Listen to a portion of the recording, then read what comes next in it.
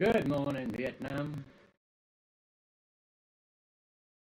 This is the first live stream test on Filipino in the UK, my wife's new channel.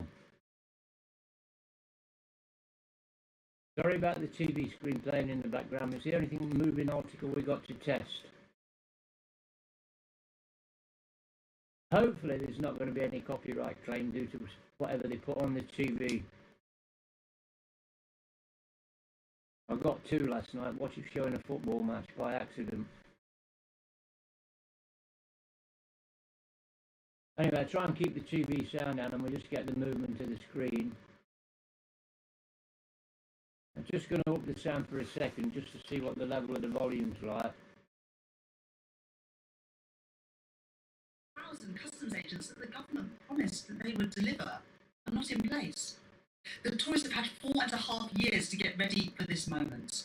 Their incompetence must not be allowed to hold our great country back. In recent days, the Chancellor of the Dutch Audio test.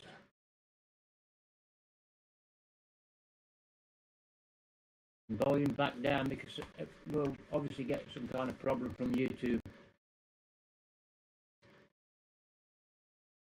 I'm not going to make this public, but I accidentally set it to public by mistake, so I'm going to change it before it goes to any of those viewers. We just want to test it to see if this OBS studio is working properly. I had a lot of trouble setting up OBS, it was really difficult. Well, that's not hard for me, being stupid. I need to go to school and learn how to use this software.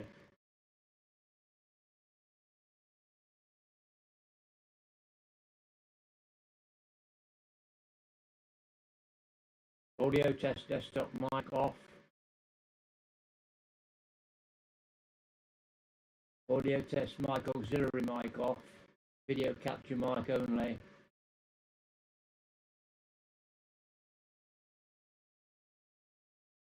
Sounds like I'm only getting audio on the left channel. Yeah, the right channel's down because I'm the wrong side of the microphone.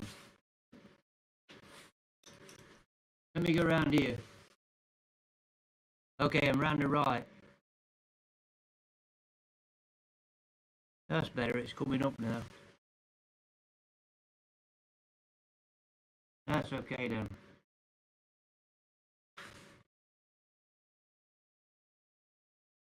One, two. One, two. Speaker test, laptop one. Speaker test, laptop one. No feedback. Feedback.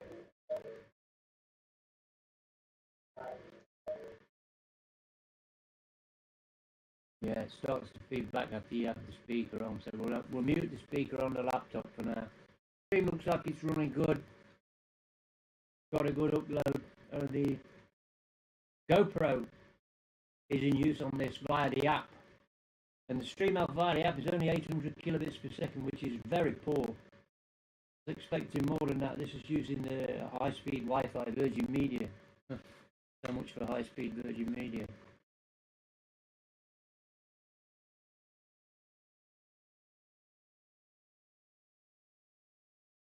Wow, the phone don't sync.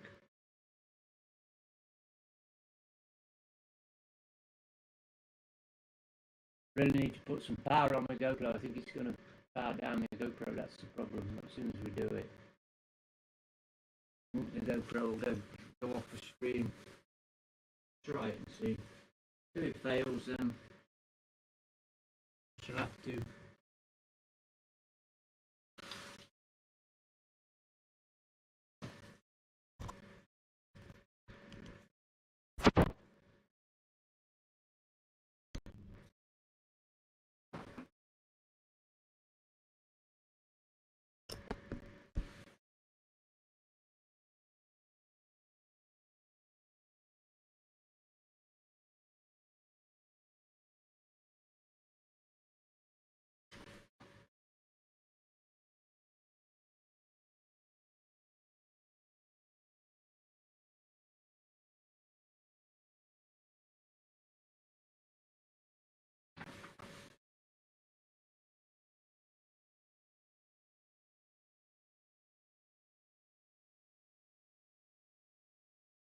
saying 25% not charging. I don't believe that.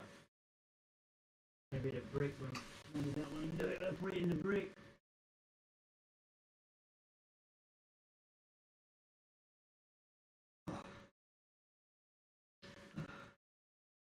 Put the fabric on.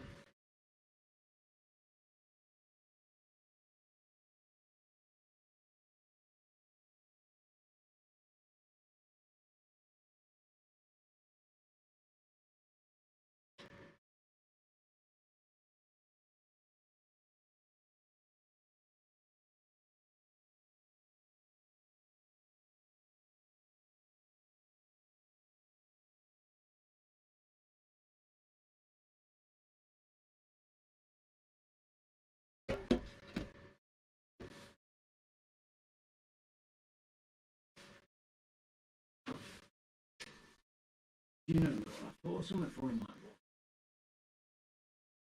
that. I don't know, just suspected it when I did it. It didn't seem right. Something felt not right. I think it was a leaf safe. I don't know why it's down. Can't put, you know what it's supposed to be? It's if it was put in the porch. Left in your porch, I did it. I'll go there, yeah. Not going to stay on, is it? And that's going to drop.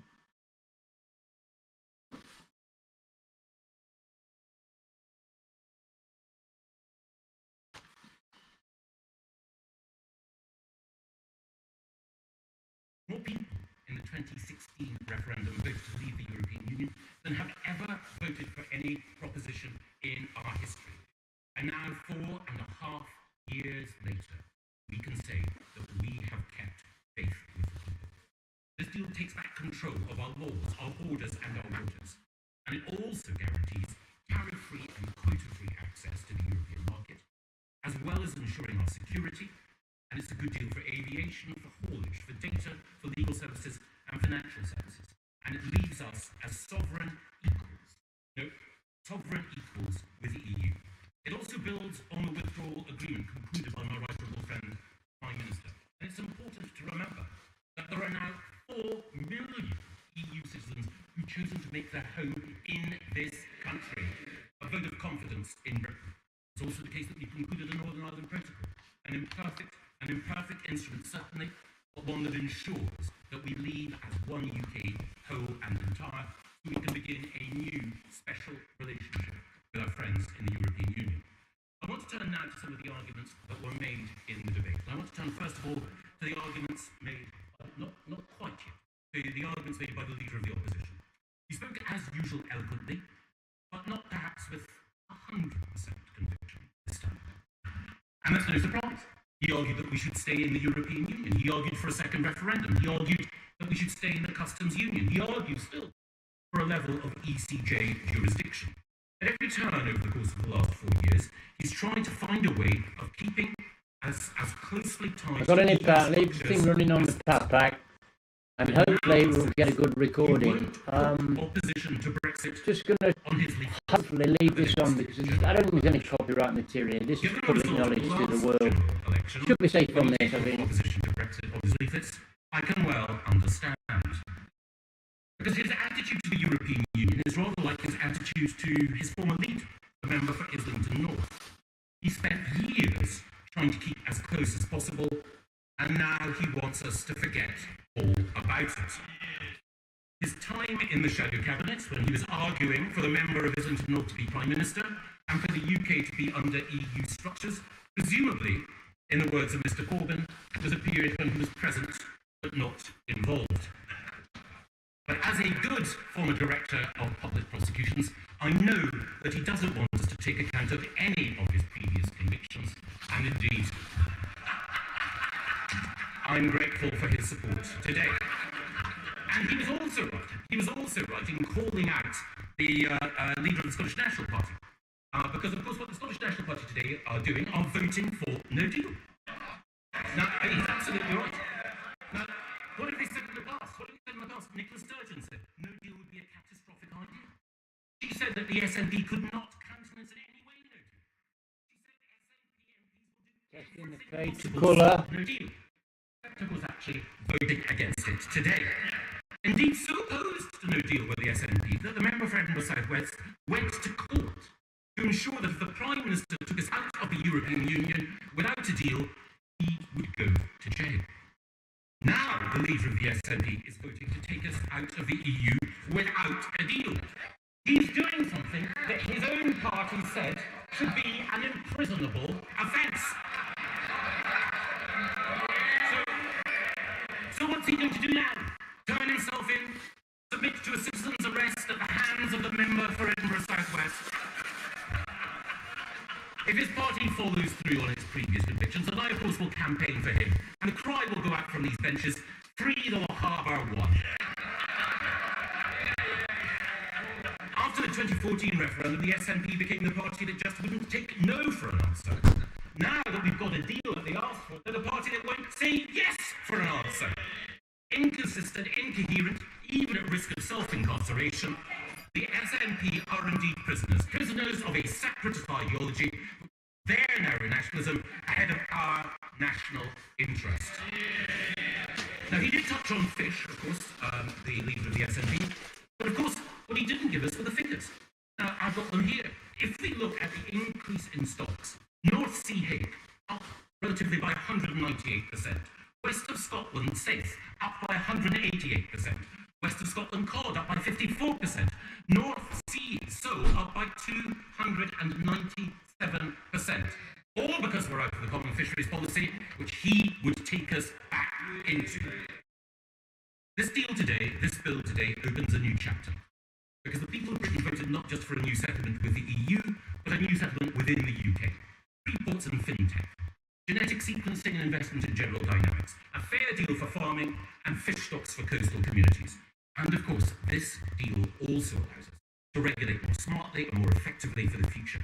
Whether it's artificial intelligence, quantum computing, machine learning, our participation in Horizon 2020 and our investment in science will make us a science superpower. And it's appropriate that we should think of that on today, the day that the Oxford AstraZeneca vaccine, a UK initiative, part of Britain, the global nation, collaborating with others in the pursuit of knowledge and the relief of pain, on the day that that vaccine is approved by the MHRA. Let's remember the difficulties and the challenges of this year. Let's also remember how important it is. We should all now come together, but we should all recognise that there are no such thing anymore as Remainers or Leavers. What we all are Britons dedicated to a brighter future, stronger together, sovereign again, dedicated to ensuring a future of sharing, solidarity and excellence. And that is why I commend this bill to the House. The question is that the bill now be read a second time. Does any of that opinion say aye? Aye! The contrary, no?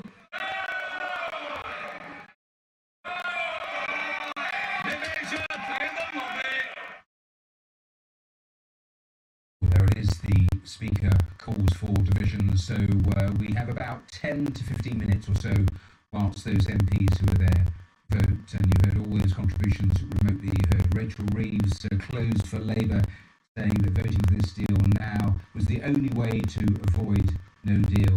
In response for the government, Michael Gove saying it's a brighter future for Britain and we are sovereign again. Let's bring in Nick Earley, who was listening to all of that, and no real surprise, the two final speakers encapsulating the fundamental thrust of both of their arguments.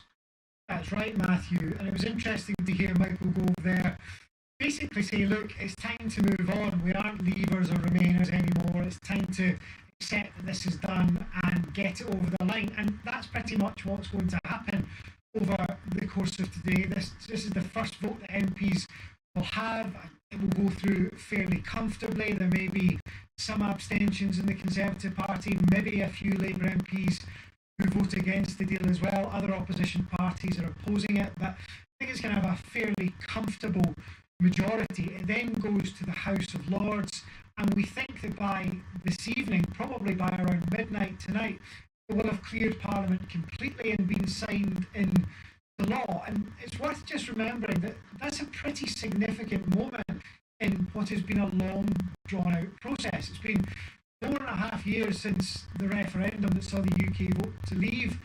the European Union. It feels strangely calm around Westminster today, which is in part due to the pandemic and the fact that there aren't as many people in central London. But it's a far cry from some of the days we've spoken before on these big Brexit votes when the government got a thumping or the result was on a knife edge. The fact that the Conservative Party has a fairly comfortable majority now, the fact that the Labour leadership is backing this deal, means that in many ways there will be a chance for Parliament to move on from this. The opposition that we're going to see in those votes when they're counted over the next 15 minutes or so will be significant, particularly Northern Irish and Scottish MPs. We may hear more about that in the months to come. But this is a big moment, and it is the end of a 4.5-year process. Right, Nick, we'll be back to you in a short while. As I say, we think around 10 minutes, that's usually the time it takes. Perhaps it will slip a little bit, but we'll be back to you when we get the vote itself. Let's speak to our reality check correspondent, Chris Morris, who is with me. And Chris, Nick talking about the years of road leading up to this. Finally, we reach the fork in the road.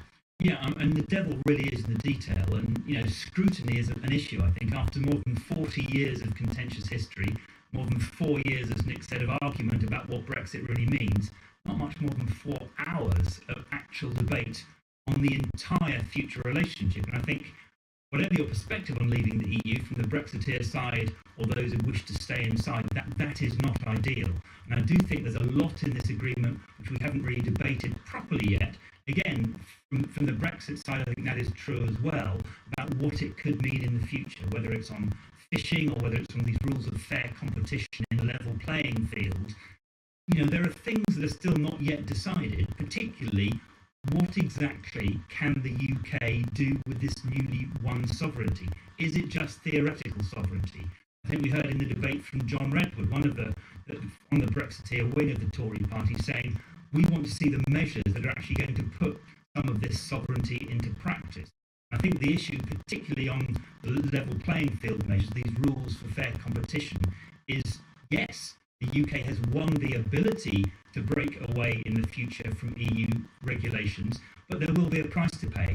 And when push comes to shove, economically, is that price going to be worth paying? And I suppose the same is true on whichever side of the debate you're actually on, because the focus now will shift to the mechanics, whether it's individuals, whether it's data, whether it's qualifications, security, let alone businesses, the mechanics of how this actually will work.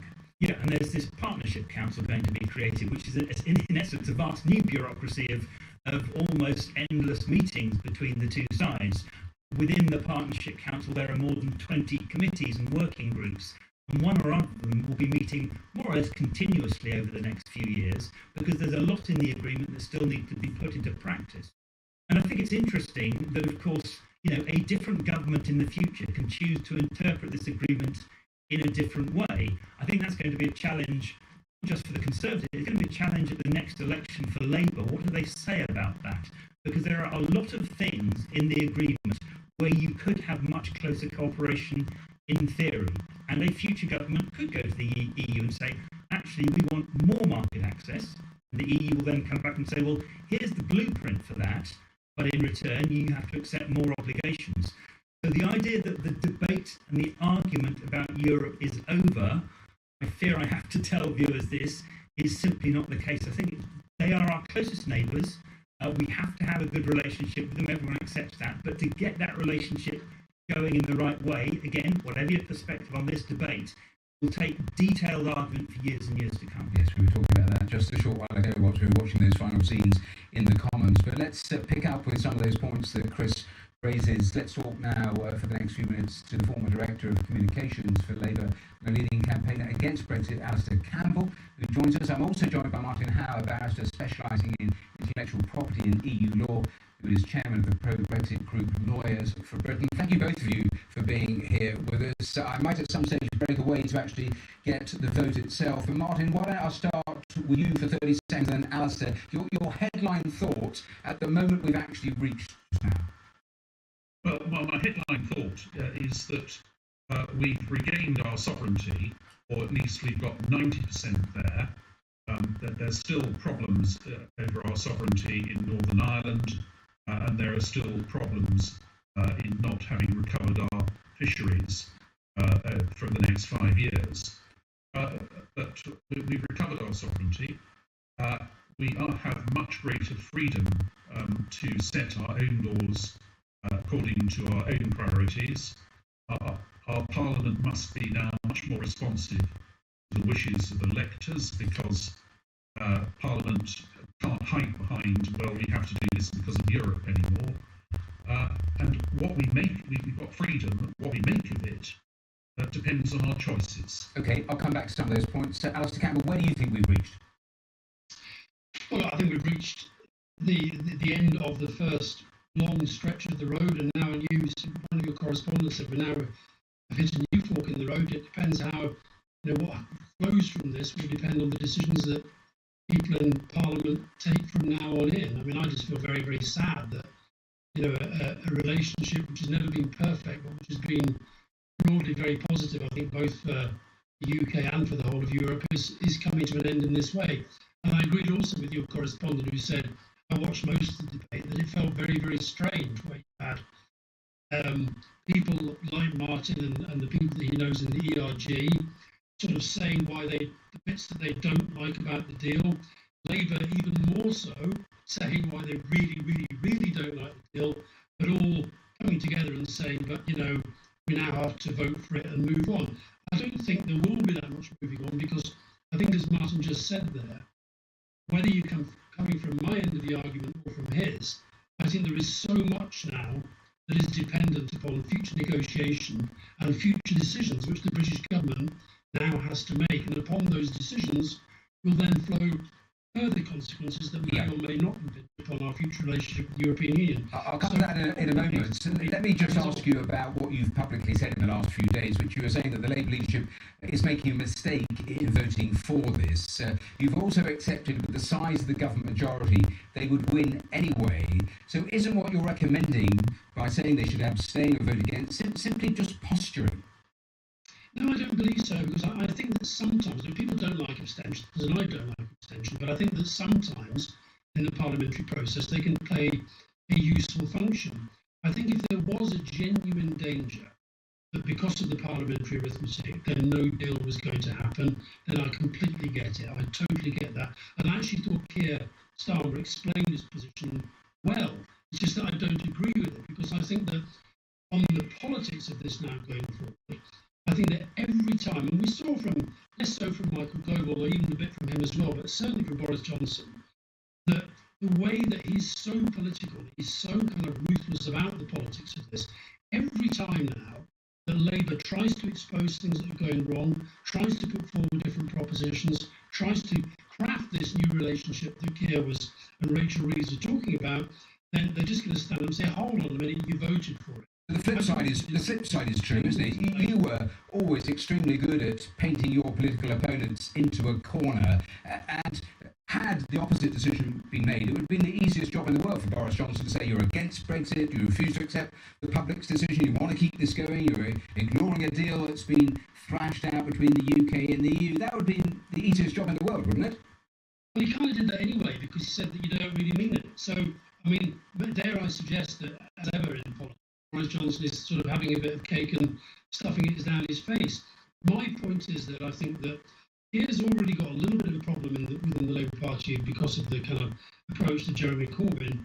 I think that he's got another problem now because of people who, frankly, a lot of people are going to feel a bit... Mr. Campbell, I'm going to interrupt you because we've got the vote.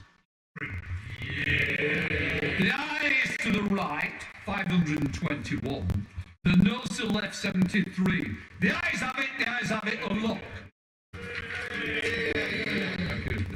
So there it is, done with the Labour Party voting with the Conservatives. The number absolutely decisive as expected, 521 to 73 voting against. So there, the numbers done. We broke away from Alistair Campbell, but let me bring in Martin Howe, because Alistair Campbell making the point, just as we'd heard earlier, that perhaps this is not really the end of all of those negotiations around Brexit, around sovereignty. You only have to look at fishing, because in 5.5 years' time we return to this, let alone any divergence, because you get to the same problem, don't you, that you would get to possible tariffs, possible reduction in access to markets. This is not the end of it, is it? Well, certainly it isn't the end of it, but I think one thing that I hope will happen increasingly over coming years is that actually we realise that our relationship with Europe is not the be-all and end-all, and although it's obviously will remain a very important relationship, there are other relationships which will become more and more increasingly important. Our relationship with other trading partners, for example, the possible joining of the Trans-Pacific Partnership, which would open up very, very large markets for us. And I think once we get used to the idea that we don't have to focus on the European Union all the time, it's an important relationship with it, but it's only one of a number of important relationships. It's our largest market. You know the arguments, and the American deal you're talking about, potentially with a new president in the White House, could take an awful long time, couldn't it? Actually, no, I didn't mention an American deal. I mentioned the Trans-Pacific Partnership, which is different. The United States is not a member of the Trans-Pacific Partnership, although Canada is, and Australia and a number of Eastern Pacific states. Now, but the general point is that all this obsession with Europe, as we've got to distort ourselves in order to trade with Europe. I'm very hopeful that will diminish. On the fishing issue, it is a disappointment that we didn't get back control of our waters. We get an increased quota share that builds up over the years, but we will have to be ready to build up our trawler fleet and indeed to assure our trawler fleet that under no circumstances will this arrangement be extended beyond 5.5 years, whatever happens, because we need to do that in order to get investment going in building up our fleet. Well, Alistair Campbell was trying to get back in there. You were listening to that. You wanted to make a point. Well, no, simply to say that there is also, this is why I was quite surprised that the ERG, which Martin advised, has backed this so volubly, is because there is, there is, for example, the possibility of if you like, cross-sectoral rights, that if we do something on fishing that the European Union don't like, they can then start to block our access in other ways. And also there is still a continuing role for, in certain limited circumstances, for the ECJ. And I was also interested, I saw Owen Patterson's speech, where he talked first about the suicide of his wife, but then made the point that he was abstaining because of what he saw as the real difficulties with regard to Northern Ireland, which again I thought was a bit of a red line for the ERG. So I think on all of this, what it says is that anybody who thinks that this is the end of the debate, I think it's the start. I agree with your report who said you have to sort of warn your viewers. The Brexit story is not going away for a long, long time. And also the point about these partnerships with other countries, you rightly, there's a big focus on trade, but a lot of the big powers in the world, particularly the United States of America, I don't think we should underestimate how much they look to us and their relationship with us in the past because of a very strong position within the European Union. Martin, final thought from you. Yes, go on.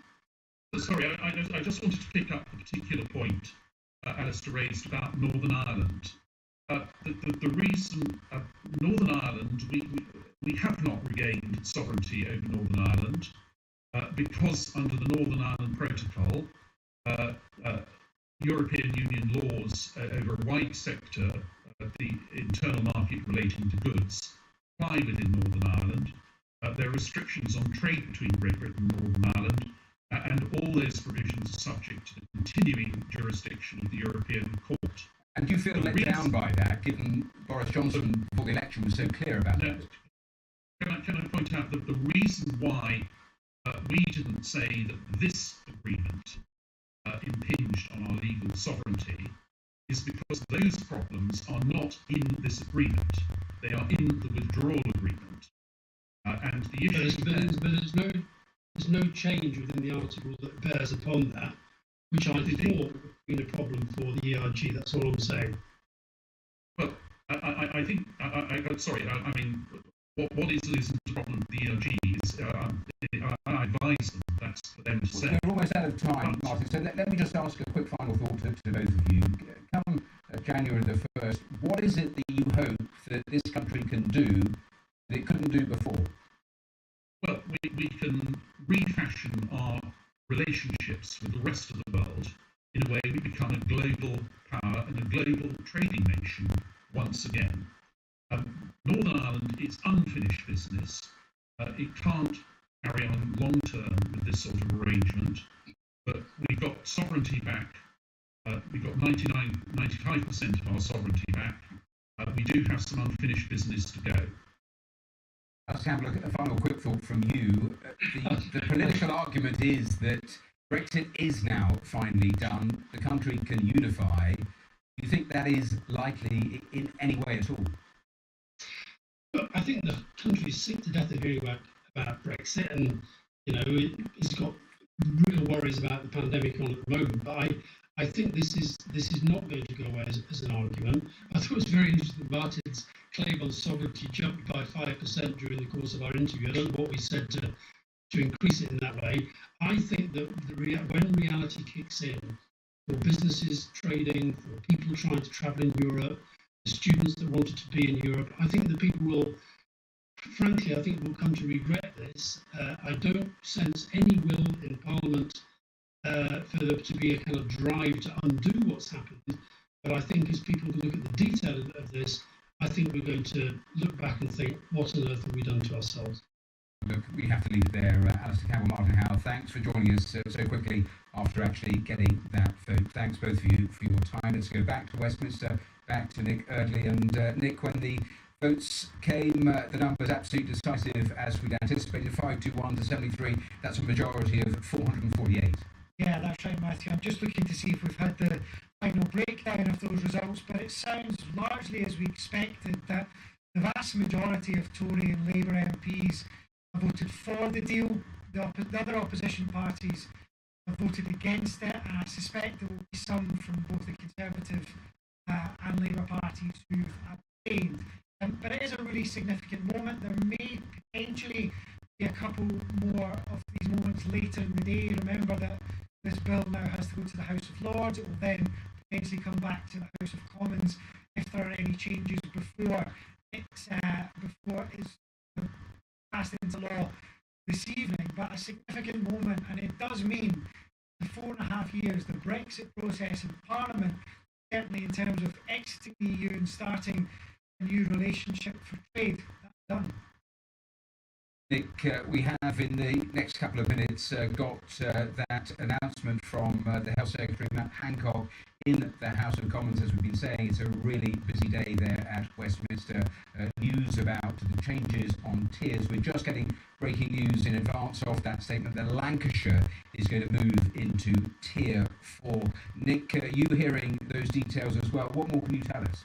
Speaking to a few MPs who've been briefed on this, and I think we're about to see significant parts of England move into Tier 4, potentially quite a large part of the country taken into that stay-at-home message, people told not to leave the house apart from for essential reasons. We don't have a full list of the areas. I suspect some of the areas around London that aren't already in Tier 4 will be added to it. I'm hearing the real concern, not just about cases in London, but also in parts of the north of England. So we may see parts of the northeast and northwest of England added to that top tier, Tier 4, the stay-at-home message. There will be some areas, I'm hearing too, that will go into Tier 3, the second top tier, from Tier 2, so more restrictions there as well. And it does sound like at the start of 2021, the vast majority of England is going to be either in Tier 3 or 4, those two highest tiers in the restrictions. Those changes are due to start tomorrow, and it sounds like they're going to be very significant. Just to bring up the pictures from the House of Commons, because a really busy schedule there. After this Brexit session has concluded, we're going to get Matt Hancock, the Health Secretary, stand up and go through in much more detail all the changes on the tier system, the movement of many more millions into the top tier of tier 4, announced there on the floor of the House of Commons. And Nick, of course, we've had pretty much a clear steer that this was going to happen, but there are voices, scientific voices, one thinks of the Alternative Sage Group, that have already said today that tier 4 itself is not enough, and they are pushing for a national lockdown now.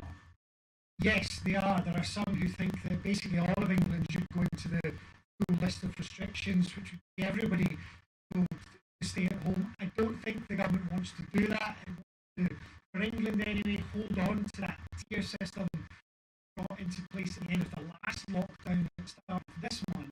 It does sound like a large swathe of England is going to be very close to lockdown over the next few weeks. As I say, I think the large parts of the country in the next hour or so are going to be told they're going into tier 4. If they're not there already, some being put into tier 3 as well. And it's all against that real concern, rising number of cases pretty much across England, particularly related to that new variant of the virus which was discovered in the UK, which we've been speaking about a lot over the last couple of weeks. It is worth bearing in mind, Matthew, that 2 weeks ago, tier 4 in England didn't exist. A really rapidly evolving situation in the UK over the last couple of weeks. The concern about that new variant led to that new tier being brought in England. It's also worth just pointing out that Scotland, Wales and Northern Ireland are already back in lockdown pretty much. There's a few exceptions in Scotland outside the mainland and the islands, but there's real concern about the rising number of cases there too. I think we are going to hear a pretty sombre message from the Health Secretary when he gets on his feet in the next few minutes in the House of Commons. I should say we're going to hear from the Prime Minister around 5 o'clock UK time as well on his take on the latest when it comes to the virus. Add into the mix, we're getting a statement in an hour as well about the school situation in England. I'm hearing from contacts in the industry that they are expecting there to be some sort of delay in parts of England the start of the school year, which is due to start next week. But clearly concerning picture in the short to medium term in the UK when it comes to the virus. Slightly some of the edge taken off that, I suspect, by the news about the Oxford AstraZeneca vaccine being approved for use to be rolled out from next week. But the message from the government is, although that is around the corner, there's still some pretty difficult weeks ahead. Right, Nick, a very busy afternoon, so I'll let you get away as we return to the pictures there in the Commons. We had that vote on the second reading just now in terms of making into UK law what has been agreed with the UK, an absolutely decisive vote. 448 was the majority. There is going to be an amendment placed by the SNP, which will be voted on, and I think that is what's happening right there. At this point, we're going to leave our viewers on BBC World News as we continue to see these scenes from the House of Commons.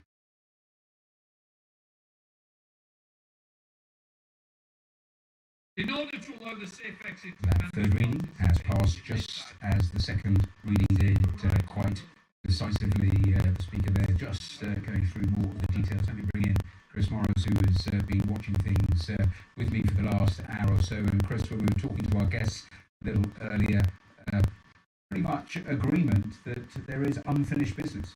Yeah, and in particular, I think a couple of warning shots from Martin Howe, legal advisor to what I guess you can call the hardline Brexit wing of the Tory party. Number one, he said in no circumstances should the fishing deal be extended. And what he means is there's this 5.5-year transition period during which the amount of fish that EU boats can catch in UK waters will drop by 25% of the value. The implication is that that is it. What he is saying is, no, we need to go much, much further than that. Then again, the deal says that if that is the case, the EU has the right to impose tariffs, which means, yes, we have a tariff-free deal for now. That's not necessarily guaranteed in the future. The second point he made, which I think is really pertinent, Northern Ireland is unfinished business. And that's partly on the sovereignty issue, because the writ of the European Court of Justice does still run in Northern Ireland. But there's also the problem that if you want to keep that border open, the land border between Northern Ireland and the Republic, there needs to be some kind of border somewhere. And the choice that Boris Johnson made was to have, I have to call it a border if you don't want to use that word, some sort of regulatory checks in the Irish Sea between Great Britain and Northern Ireland. The other thing I think which is interesting about Northern Ireland, of course, because it's in the single market for goods, it can still trade without any checks of any kind with the EU. And we're going to hear continually from Scotland in this very important year coming up for Scottish politics. If Northern Ireland can have that, why can't we? Yes, huge strains clearly on the Union.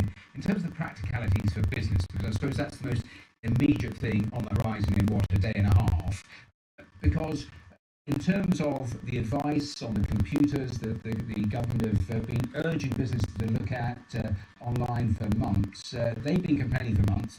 They get to a certain part and then it said to be decided. Well, it has been decided. They haven't got long now to get their requisite bits in place. That's right. They only got the detail on Boxing Day, and 1,300 pages of detail for which you need lawyers and technical experts to go through all that in detail. I mean, so I think there will be a couple of mitigating factors about the fears of disruption at the borders come New Year's Day. Number one is that the UK is delaying checks on stuff coming into the country by 6 months. So the 1st of July next year is another deadline. The other thing is that a lot of businesses are simply going to try very, very hard not to trade across the border between Great Britain and the EU, not just in the first couple of days, but in the first couple of weeks, really, of January. One of the reasons we saw gridlock at ports in this country well before the COVID closures was because people were stockpiling it. It's only when those stocks start to run out, the problems at the border might occur. Right, Chris Morris, thanks once again for taking us through all of that. Let's head back to Westminster because we're not that far away from that announcement in the House of Commons, with focus turning to the changes in coronavirus restrictions around England. We know that more areas being put into Tier 4. Nick Eardley is there for us. And Nick, I think you've found out more details for us. We got the good news this morning, Matthew, about the AstraZeneca vaccine being signed off for use in the UK, one the UK's bought a lot of. I think we're going to get the bad news now. Significant extra parts of England are about to be put into top tier of restrictions. The stay-at-home message where people are only allowed to leave the house for some very specific reasons. MPs have been briefed within the last hour by some of the scientists on this. It does look like the list of places going into Tier 4 is going to be quite extensive, taking in parts of the southeast of England, some of the northwest, northeast, southwest, parts of the Midlands as well. We don't have a full list of all the specific areas. Sorry to cut you off, but Matt Hancock on his feet. And the approval this morning of the Oxford AstraZeneca vaccine is another world first for Britain. And it's the single biggest stride that we've been able to take since this pandemic began. It's almost exactly a year since we first heard about what we now know of as COVID-19 circulating in Wuhan in China. Within weeks, the scientists at Portadown had sequenced the viral genome, and scientists at Oxford University's JANETTE Institute received the genetic code for the new virus. And a bit like the great British code breakers before them, they set to work at lightning speed. We took the decision to back them from the start with funding and access to the NHS for clinical trials, and partnered with AstraZeneca, who've done a brilliant job to develop and manufacture a safe and effective vaccine at speed. I'm sure the whole House will join me in congratulating everyone involved in this huge British success story, which is not just a triumph of science and ingenuity, cracking a modern-day Enigma code, but it's in truth a victory for all, because the Oxford vaccine is affordable, it can be stored at normal fridge temperatures, and it offers hope, not just for this country, but for the whole world. Like so much else in the pandemic response, it's been a big team effort. And while this is a great British success, it's also the British way that we're at our best when we collaborate with people from around the whole world, and this is another example. The vaccines programme has shown Britain as a life sciences superpower, And the Brexit deal that this House has just passed, a very significant majority, has helped us, will help us to strengthen this yet further. I want to thank the National Institute for Health Research, the UK Vaccines Network, the Vaccines Task Force, AstraZeneca of course, and Oxford University, and all the volunteers who stepped up for science and took part in the trial, and all those who've been involved in making this happen. From the beginning, we've focused on the vaccine as a way out of this pandemic, and now it is a reality. We need to vaccinate as quickly as supply allows, following the necessary safety checks, of course. The NHS stands ready to accelerate deployment at scale from Monday, the 4th of January. We have a total of 100 million doses on order, which combined with the Pfizer vaccine is enough to vaccinate every adult in the UK with both doses. And we will of course vaccinate according to the JCVI priority. Today's news means that everyone who wants one can get a vaccine. We already have 530,000 doses available to the UK from Monday, with millions due from AstraZeneca by the beginning of February.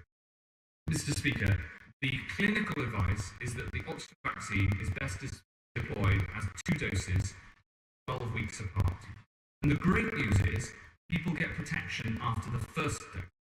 This means we can accelerate the speed at which we can vaccinate people for the first 12 weeks before we return to deliver the second doses for that longer-term protection. It brings forward the day on which we can lift restrictions that no one in this House wants to see any longer than are absolutely necessary. But, Mr. Speaker, we must act to suppress the virus now. Not least because the new variant makes the time between now and then even more difficult. And so, whilst we have the good news of the vaccine today, we also have to take some difficult decisions. The NHS is under very significant pressure. There are over 21,000 people in hospital with coronavirus right now, and we can see the impact that this is having. The threat to life from this virus is real, and the pressures on the NHS are real too. I want to put on the record my thanks to all those working right now in the NHS, and in particular those, including our Chief Medical Officer, who've been working selflessly on the wards over Christmas. They deserve our thanks and gratitude and support, and we owe it to them to fulfil our responsibility to keep the virus under control. Sharply rising cases and the hospitalisations that follow demonstrate the need to act where the virus is spreading. And you'll have seen, Mr. Speaker, that yesterday alone 53,135 new cases were registered, the majority of which are believed to be the new variant. Unfortunately, this new variant is now spreading across most of England, and cases are doubling fast. It is therefore necessary to apply Tier 4 measures to a wider area, including the remaining parts of the South East, as well as large parts of the Midlands, the North West, the North East and the South West. And I've laid a comprehensive list in the Library of the House and published on gov.uk. Even in most areas not moving into Tier 4, cases are rising too, and it's therefore necessary to apply Tier 3 measures more broadly too, including in Liverpool and North Yorkshire. The rest of Yorkshire remains in Tier 3. These changes will take effect 1 minute past midnight tomorrow morning. The new variant means that 3/4 of the population are now going to be in Tier 4, and almost all of the country in Tiers 3 and 4. And I know that Tiers 3 and 4 measures place a significant burden on people, and especially on businesses affected. But I'm afraid it's absolutely necessary because of the number of cases that we've seen. But where we're still able to give places greater freedoms, we will continue to do so. Mr. Speaker, today is a day really of mixed emotions. The joy that we have in the vaccine giving us a route out of this pandemic, the pride that Britain is the first country in the world once again to approve this British vaccine, the sorrow at the deaths and the suffering that the virus has caused, and of determination that we must all stick at it during the difficult winter weeks ahead. We end 2020 still with great challenges, but also with great hope and confidence that in 2021 we have a brighter future ahead. And I commend this statement to the House. We now come to the Shadow Secretary of State, Jonathan Ashworth. you, Mr. Speaker, and as always, I thank the Secretary of State for the advanced sight of his statement, and I totally understand why he's had to come to the House this afternoon to move further areas into tiers 3 and 4. I mean, we are, as he says, almost the whole of England is now in a form of lockdown, and for my constituents in Leicester, and I'm sure the constituents of honourable members from Greater Manchester will be deeply worried that our areas have now been in form of restrictions for months and months and months. It's having a huge impact on families and small businesses in cities like Leicester, and I'm sure for areas in Greater Manchester as well. He's also moved Liverpool into tier 3. Liverpool was the great success story, so is it his view now that the mass low testing is not enough to contain the spread of this virus? And our constituents will be asking how long he expects these lockdowns to be in place. We will vote for the regulations tonight because the situation we are in is truly horrific. As he has outlined, the virus is out of control. Yesterday, over 47,000 cases reported in England. In the last 2 weeks, nearly 500,000 cases reported. In England, there are now more patients in hospital, over 20,000, than at any time in this pandemic, with admissions rising day by day, including almost 2,000 on Christmas Day. Hospitals are close to or at surge capacity. We see ambulances queuing outside hospitals because there are not enough beds for patients. We have London hospitals requesting to transfer patients in need of intensive care to Yorkshire. Frontline healthcare workers warn of oxygen supplies running low. So can you assure us there will be no disruption in oxygen supplies through this second wave? Our NHS staff are exhausted, morale is low, staff absence is said to be double its normal level, leave for many is cancelled, and this time there is no evening applause on our streets, just long, dark, hard nights for our NHS staff. The Nightingales were opened at great expense and fanfare, but now we hear that some of them, such as London's, have been emptied. Will they be used? And if so, given the staff shortages we know that there are across the NHS, how will they be staffed? There are reports today that only 1 in 8 retired NHS staff, just 5,000 out of an eligible 30,000 who applied, have been brought back to help. Shouldn't we be making full use of this resource, especially to help with vaccination? Today's AstraZeneca news is indeed a tremendous boost, and I congratulate all involved. Can he confirm how many doses we currently have today ready to go? Because we are in a crisis now. Mass vaccination needs to start straight away. We need to go hell for leather to get these jobs rolled out with no delay. We've already lost more than 600 healthcare workers to this horrific virus, including a disproportionate number of Black, Asian, minority ethnic staff. Frontline NHS staff need the protection of the vaccine ASAP. Will these set a clear target for when all NHS frontline staff will receive the life-saving jab? And can he tell us when all care home residents and staff will be vaccinated? And he will recall that I raised with him the situation facing those with terminal illness. Can he clarify what the JCVI's guidance is for that group today? This is a race against time, because the more the virus circulates, the more opportunities it has for further variants to emerge. The new B117 variant is 56% more transmissible. The dominant strain in London and South East and East of England. The nerve tag minutes from 18th of December suggest it could add at least 0.4 to the R.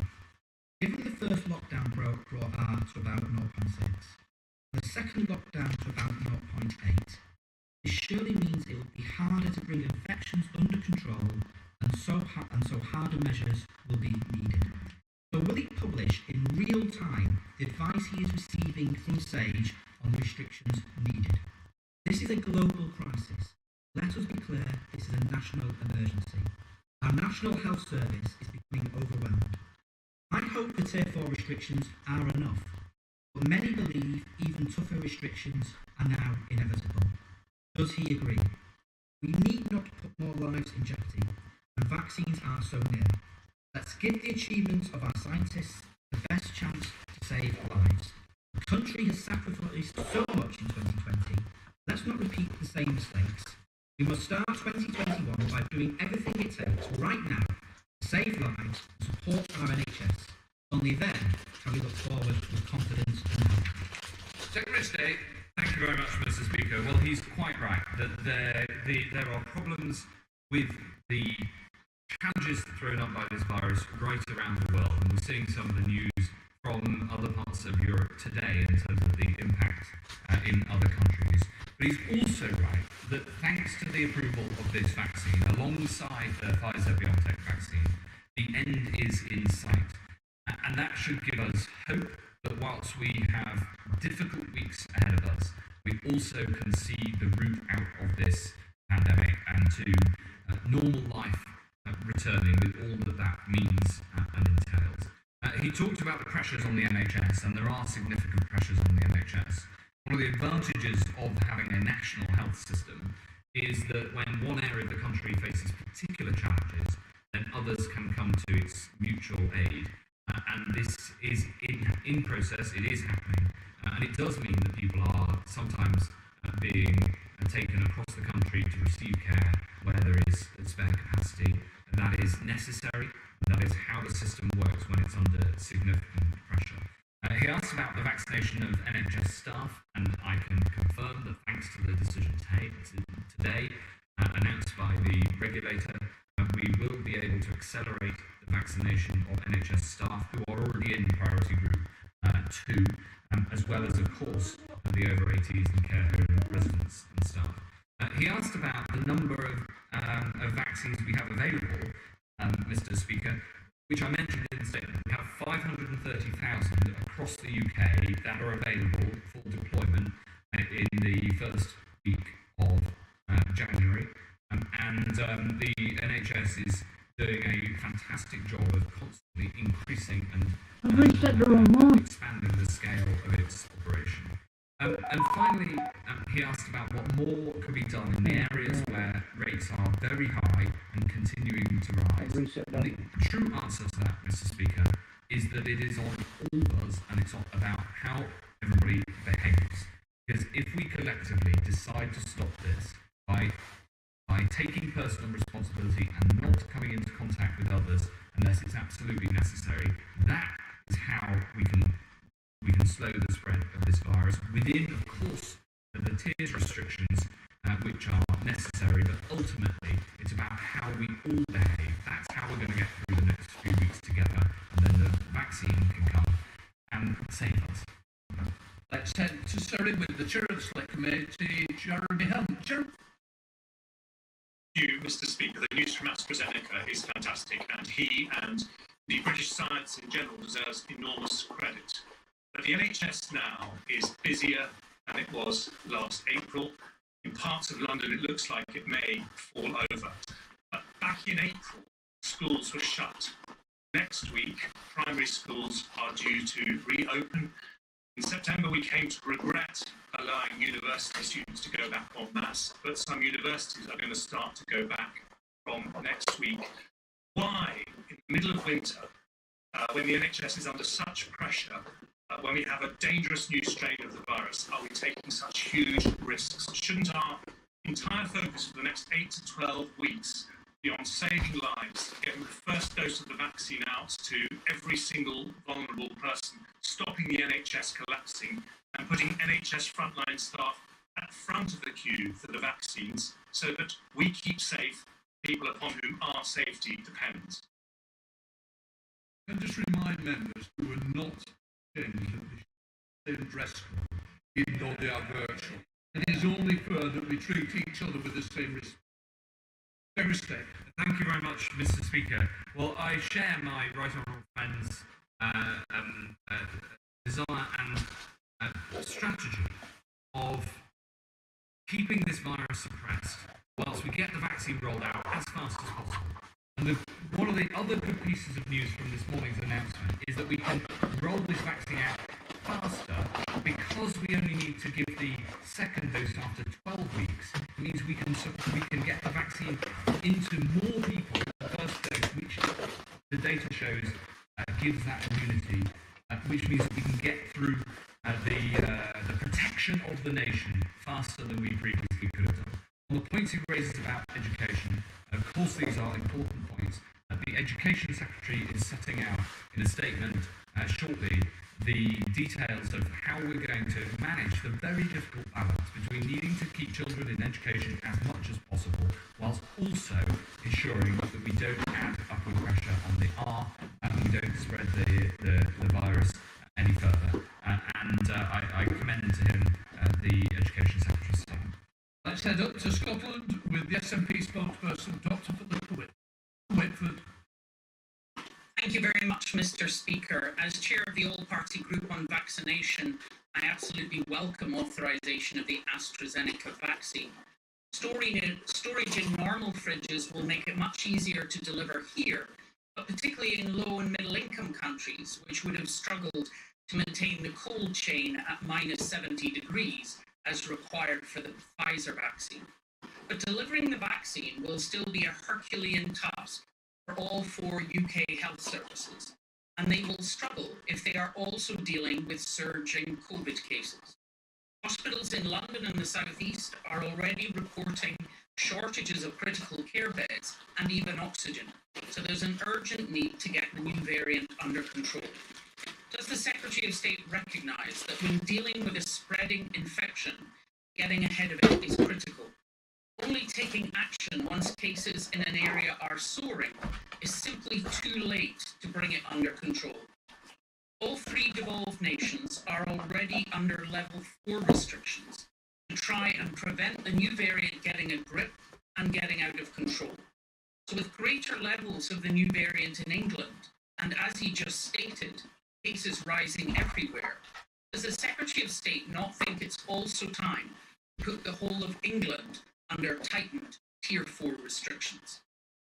Thank you very much, Madam Deputy Speaker. Well, I have just announced the need to move a significant proportion of England into Tier 4 restrictions, and I welcome the implicit support for that measure, but also where it is possible to keep some of the freedoms that we all cherish, then I think we should. And that's the basis of the tiered approach taking. I, of course, welcome her support for the rollout of the Oxford AstraZeneca vaccine. This will happen right across the UK from Monday, and it's been a pleasure working with Jean Freeman, the SNP government's health spokesman, cabinet secretary in Edinburgh, in Holyrood, to make sure that this vaccine that has been bought, developed, and supported so effectively by UK science and right across the country that it can be deployed properly everybody in the whole UK on a fair and equitable basis according to their clinical need. I'm looking forward to working very hard to make sure that happens. Let's head to Strode with Siobhan Bell. Siobhan Bell. Thank you, Mr. Speaker. There will be many businesses in Gloucestershire that are gutted to be placed in Tier 4, and it makes the rollout of the vaccine even more important. But there is a worrying increase of anti-vax information in Stroud. It's causing a lot of distress and upset for local people, and it's appalling that our Gloucestershire Hospital Trust had to spend their precious time during this pandemic defending themselves against films on social media or wrongly claiming the hospital is empty. The Secretary of State assist me to reassure Stroud about the vaccines and encourage people not to share COVID information from unofficial sources to stop this dangerous, damaging and disrespectful behaviour. Yes, Mr. Speaker, I strongly agree with my honourable friend who speaks very powerfully about the need for proper authorised information about these vaccines which save lives, and we've been very careful. Well, we're going to briefly come away from Matt Hancock, but just going through some of the key things. He said he started obviously by talking about the approval we had today of the Oxford University AstraZeneca vaccine. He described it as the single biggest stride forward. He talked about a British success story. He said it gave hope not just for the UK but for the whole of the world. He said it brings forward the day we can lift the restrictions no one wants to see before then going on to make those announcements, moving more areas into Tier 4. So the rest of the South East, the Midlands, the North East, parts of the North West and parts of the South West all being moved up into Tier 4. That's the top tier, with most of the rest of England being moved into Tier 3. Matt Hancock saying 3/4 of England's population now is in Tier 4, and almost the rest of it is in Tier 3. You heard some of the questions pushing him. Wasn't it time to move the whole of England into Tier 4? But 3/4 of the population currently in Tier 4. Now, I mentioned the Midlands, so let's head there. Let's speak to Phil Mackey, who is there for us. And Phil, did they recognise this was coming? Yeah, I think there was an air of resignation this morning. There was a sense that certainly where I am, Birmingham, the Black Country, perhaps some of the other major cities in the West Midlands, would be heading into Tier 4 and parts of the East Midlands. But actually, I think the extent to which those Tier 4 arrangements have been put in place and the urgency, because this will take effect tomorrow, has probably caught some people by surprise. So roughly 6 million people, by my calculation, across the Midlands will find themselves in Tier 4 tomorrow. It's probably easier to say the places that aren't in it. So Tier 3 will now be Worcestershire, Herefordshire, Shropshire, Telford and Wrekin, and Rutland in the East Midlands. Everywhere else will be Tier 4 for tomorrow morning. I've got with me Andy Street, who's the Conservative Mayor for the West Midlands. And Andy, you just heard the announcement as well. Like I said, not a complete surprise, but perhaps gone further in terms of geography than we were expecting. Yes, I think that's fair, Phil. I think people here will, of course, be disappointed. Businesses will be frustrated, but I think the majority view will be it's understandable. The numbers here have been rising steadily in recent weeks.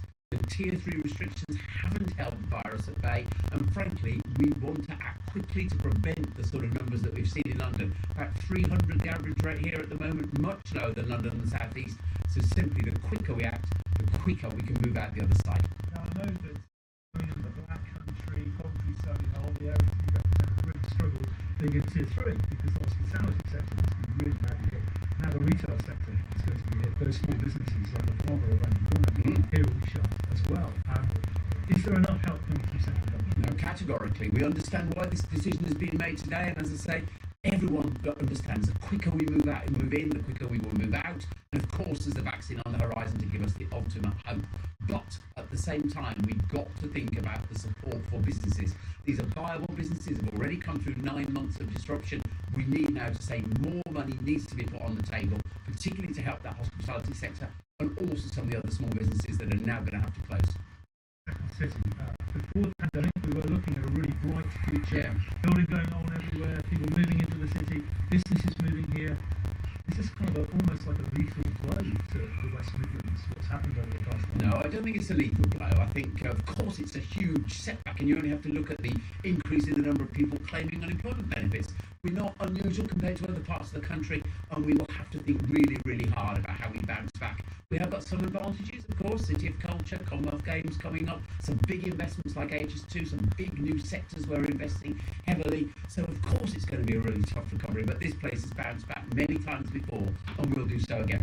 And in terms of coming out of Tier 4 and Tier 3, where that's still in place, have the government given you any idea what is required for things to start easing?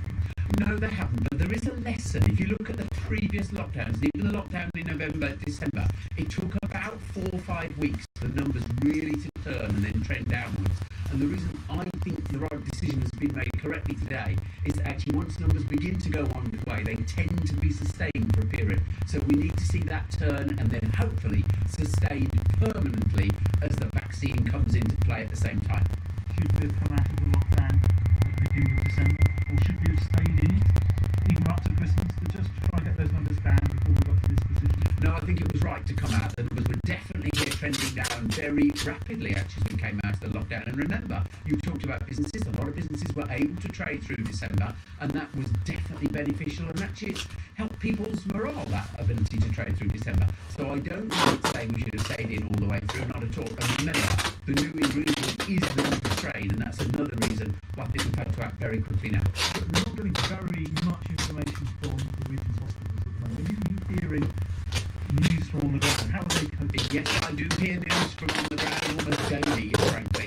And this is the other reason why I think people will say when they take to the ground this was the right decision. Our numbers here, our hospitals are not at higher levels of occupation than they were in April. but they're heading towards that level. So we haven't seen quite the things that we saw on television yesterday from the southeast.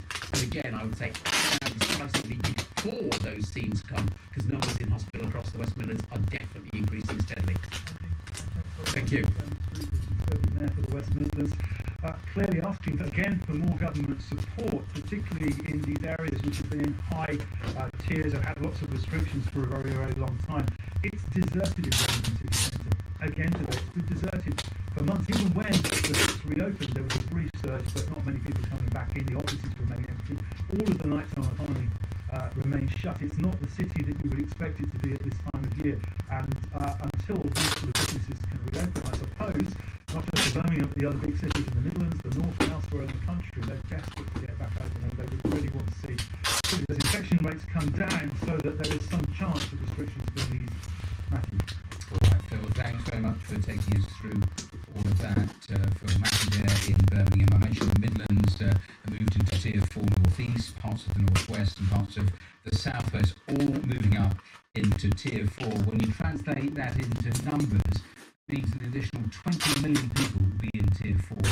The government's COVID-19's strictest restrictions from December the 31st. It means a total of 44 million people now in Tier 4, or 78% of the population of England. It's worth just having a look at what those restrictions for Tier 4 actually mean, the highest level of restriction. In Tier 4, a stay-at-home order will be issued to residents, although those who have to travel for educational work may continue to do so. Social mixing will be restricted to meeting one other person in an open public space. All non-essential retail will have to close, along with hairdressers, nail bars and indoor entertainment venues. Indoor leisure facilities must close, like pools and indoor swimming pools.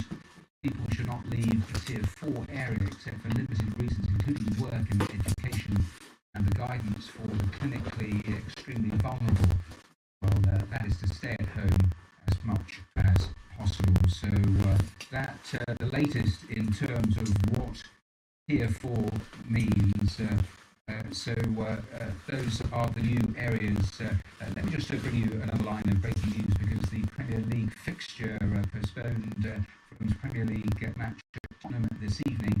Well, that match called off because of the new coronavirus cases at the West London club. The game was due to start at 6 GMT at the Tottenham Hotspur Stadium. From requesting for the fixture to be postponed, and the decision was confirmed 3 hours before kick-off. The latest in terms of cancellations of Premier League games, we saw the same at Manchester City earlier in the week. We were watching just a few moments ago Matt Hancock making the announcements about the tier restrictions, also starting that statement talking about the approval today of the Oxford AstraZeneca vaccine, saying it was the single biggest stride forward, saying it showed that life sciences in the UK showed that we were a superpower, and it said it gave hope for all, not just the UK, but the rest of the world. He was pressed by the Shadow Health Secretary about how long the measures, these tier measures, would stay in place.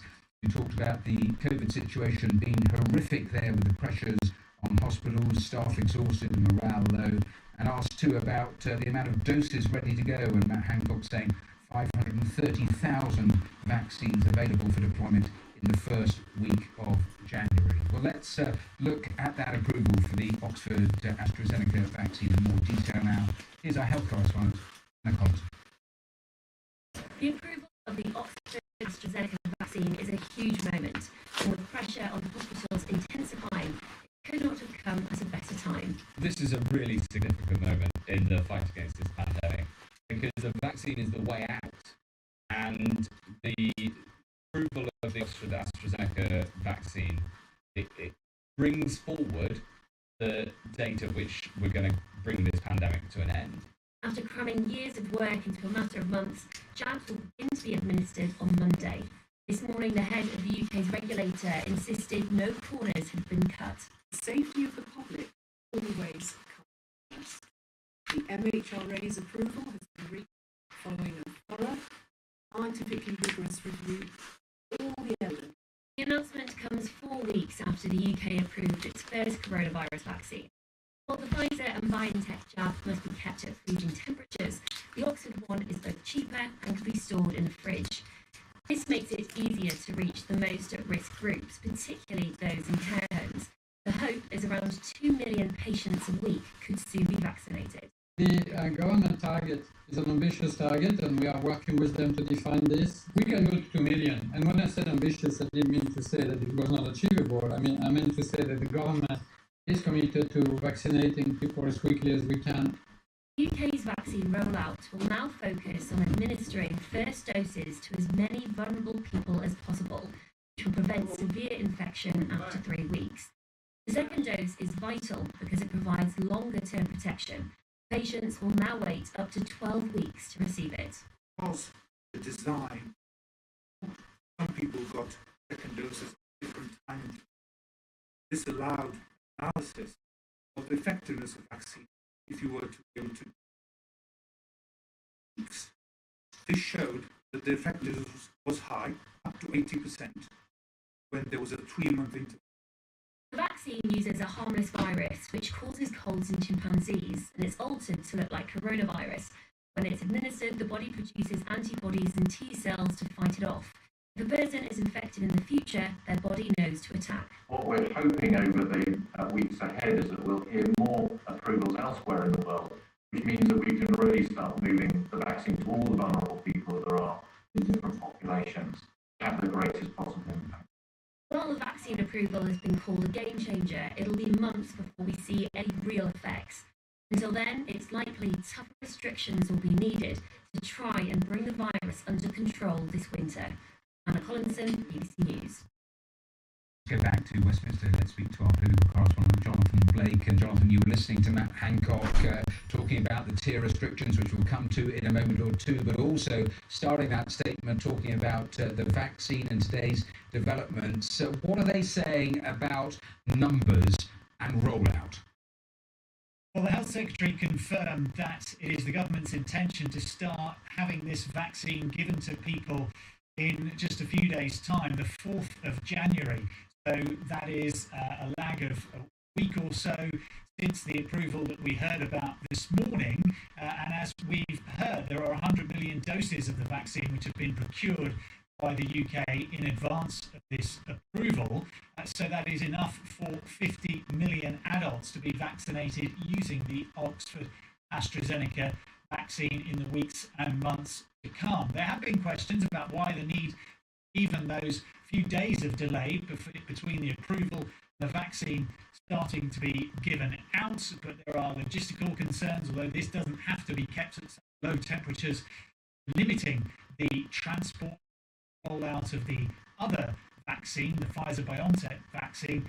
There are obviously still issues of supply and logistics which need to be overcome to start after the approval, having it injected into people's arms. But the Health Secretary, Matt Hancock, confirming that it'll be the 4th of January when this new vaccine starts to be given out. I was talking a little earlier to one of those involved in Oxford, and they were obviously making the point that it was a hugely significant moment to get approval in such quick time and all of those points, but almost as important is the almost pivotal strategy to be talking about elongating the time between the first dose and the second dose to get more people with the vaccine inside of them.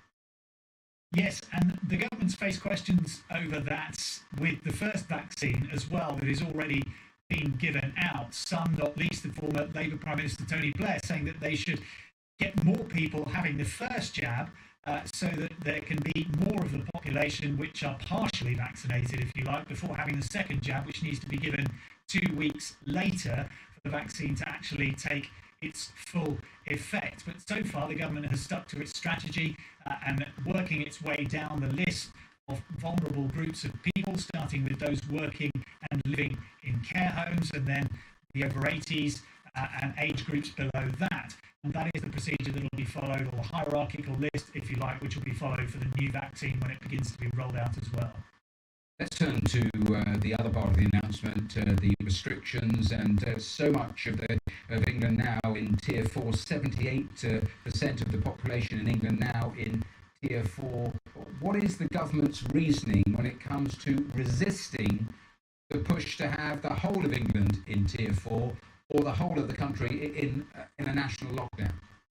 Well, the Health Secretary was asked about that in the Commons after his statement just a few moments ago, and he said that whilst there was undoubtedly a need to put large parts of England now in that highest Tier 4 level of restrictions, he said that where possible, to allow people some extra freedom or to continue to enjoy some of the limited freedoms allowed under Tier 3 and the lower tiers, then he would still look to do that, and it was right to be able to do that where possible.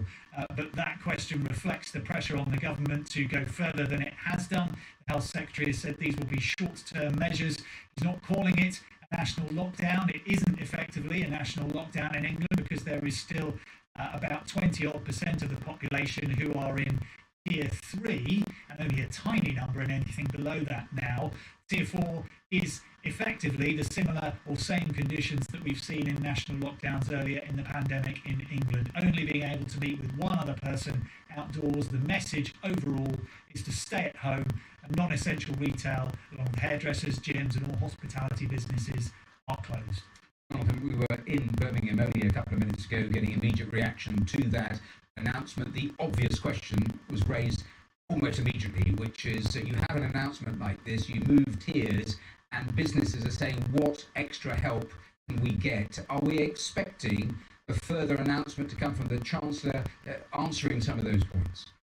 Sure, they'll have to in due course. There's nothing penciled in, nothing that we're expecting immediately to hear from the Treasury or the Chancellor himself. But yes, at every turn during the pandemic, when the restrictions have changed, the impact on businesses has of course been felt immediately, and there have been calls for extra help to support those businesses worst affected. The Treasury has put in place funding which will be available to the new areas coming into Tier 4, the highest level of restrictions. But of course the impact will be felt immediately as these new tiering allocations will come in at midnight tonight. So as of tomorrow, New Year's Eve, many more parts of England are waking up under Tier 4, the highest level of restrictions, and the impact and the effects that comes with that in terms of people's employment, job prospects and businesses' viability. Right, Jonathan Blake there at Westminster. Thanks once again. Let me take you back to the Commons because Matt Hancock's still on his feet, giving more of the details, answering more of the questions raised by what he has announced, and of course all the questions around the vaccines. He will be followed after this statement concludes by the Education Secretary, Gavin Williamson, talking about any changes to school returns from January. So we'll play that to you as soon as Gavin Williamson is on his feet. And the Scottish First Minister also due to give us an update from Holyrood in the next little while. Those are the pictures live from there. So a very busy afternoon. We will try to hit all of those live statements as and when they are being made. So do stay with us here on BBC News. There is a lot of new information emerging in the next couple of hours. We will pause though for a moment or two, catch up with the details, and that's what's happening. Hello there. We've got more rain, sleet and snow in the forecast for the rest of this week across more northern and western parts of the UK. And of course, ice will continue to be a risk as well. That could lead to a little bit of disruption. So stay tuned to the forecast for all the latest details. As we head on into tonight, mostly wintry showers will be across Scotland, into Northern Ireland, the western parts of England, Wales and down into the southwest. We see some significant snow fall over the hills of Scotland there, mainly rain to the coast. Snow no further inland. It's going to be cold wherever you are, certainly central eastern England under those clear skies. -4, -5 Celsius. So for Thursday, this is of course New Year's Eve. It's going to be largely dry and bright for much of England and Wales with some sunshine, wintry showers, Scotland, Northern Ireland, Western Wales and down into the southwest, and significant falls of snow over the Scottish hills, and it's going to be cold wherever you are. For New Year's Day itself, it looks like Scotland and Northern Ireland will be bright, with wintry showers near the coast, rather grey and cold for England and Wales. What makes World Service so unique is its genuine world perspective, not just in news but actual cultural landscape. Well, I grew up with the World Service as the soundtrack to my life. You were never really cut off so long as you had the BBC. That's where we'll get real news, a window to what's going on in the outside world. I can be in the garden raking leaves, doing kind of mindless labour, and yet feel as if I'm being put in touch with the world, the whole world. Bringing the world closer, the BBC World Service.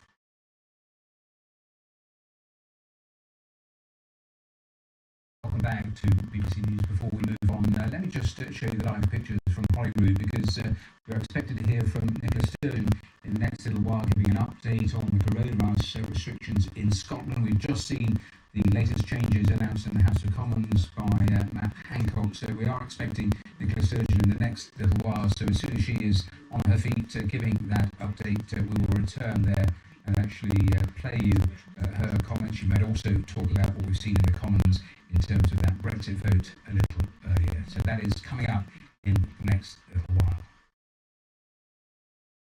I referenced there the Brexit vote we've just had in the last hour or so. MPs have overwhelmingly approved the UK's post-Brexit trade deal with the EU in that parliamentary vote. The bill bringing the deal into UK law was backed in the Commons by 521 votes to 73 after Parliament was recalled. The BBC's political editor Laura Koonsberg asked the Prime Minister about the new barriers that will be in place following that deal. How can you justify your claim on how people will be able to do more business with the European Union? Because we'll be able to do things differently here, support our businesses here, develop our, whether it's biosciences or free ports, all the things that we want to do differently in the UK in order to drive our economy, whilst not having any barriers to trade with the EU. That's just factually not the case. There will be some new barriers. There will be. I can go through a list if you want. There'll be more checks at the borders on animals and plants. If you're a musician who wants to go and perform in some European countries, you'll have to get a work permit, which you don't now. You'll need more paperwork if you want to your dog on holiday. It's not true that there will not be more barriers. And you've got more political control. You can't sit here and say that there won't There will be changes, and we've been very clear with people that they have to get ready for January the 1st. Things will work differently. But from the point of view of UK exporters, for instance, they'll now have the advantage that they'll only have one set of forms they have to fill out for export around the whole world. They said that was having your cake and eating it. If you remember, Laura, what they said was you couldn't have free trade with the EU unless you conformed with the EU's laws. Do you remember that? I remember that very well. Now that has turned out, well, I think you can concede that has turned out not to be true. And your negotiators have achieved that. Yeah, Prime Minister, your negotiators have achieved that. I want you to see this is a cakeist treaty. So you are having European. You said it. You have said publicly that there won't be new barriers.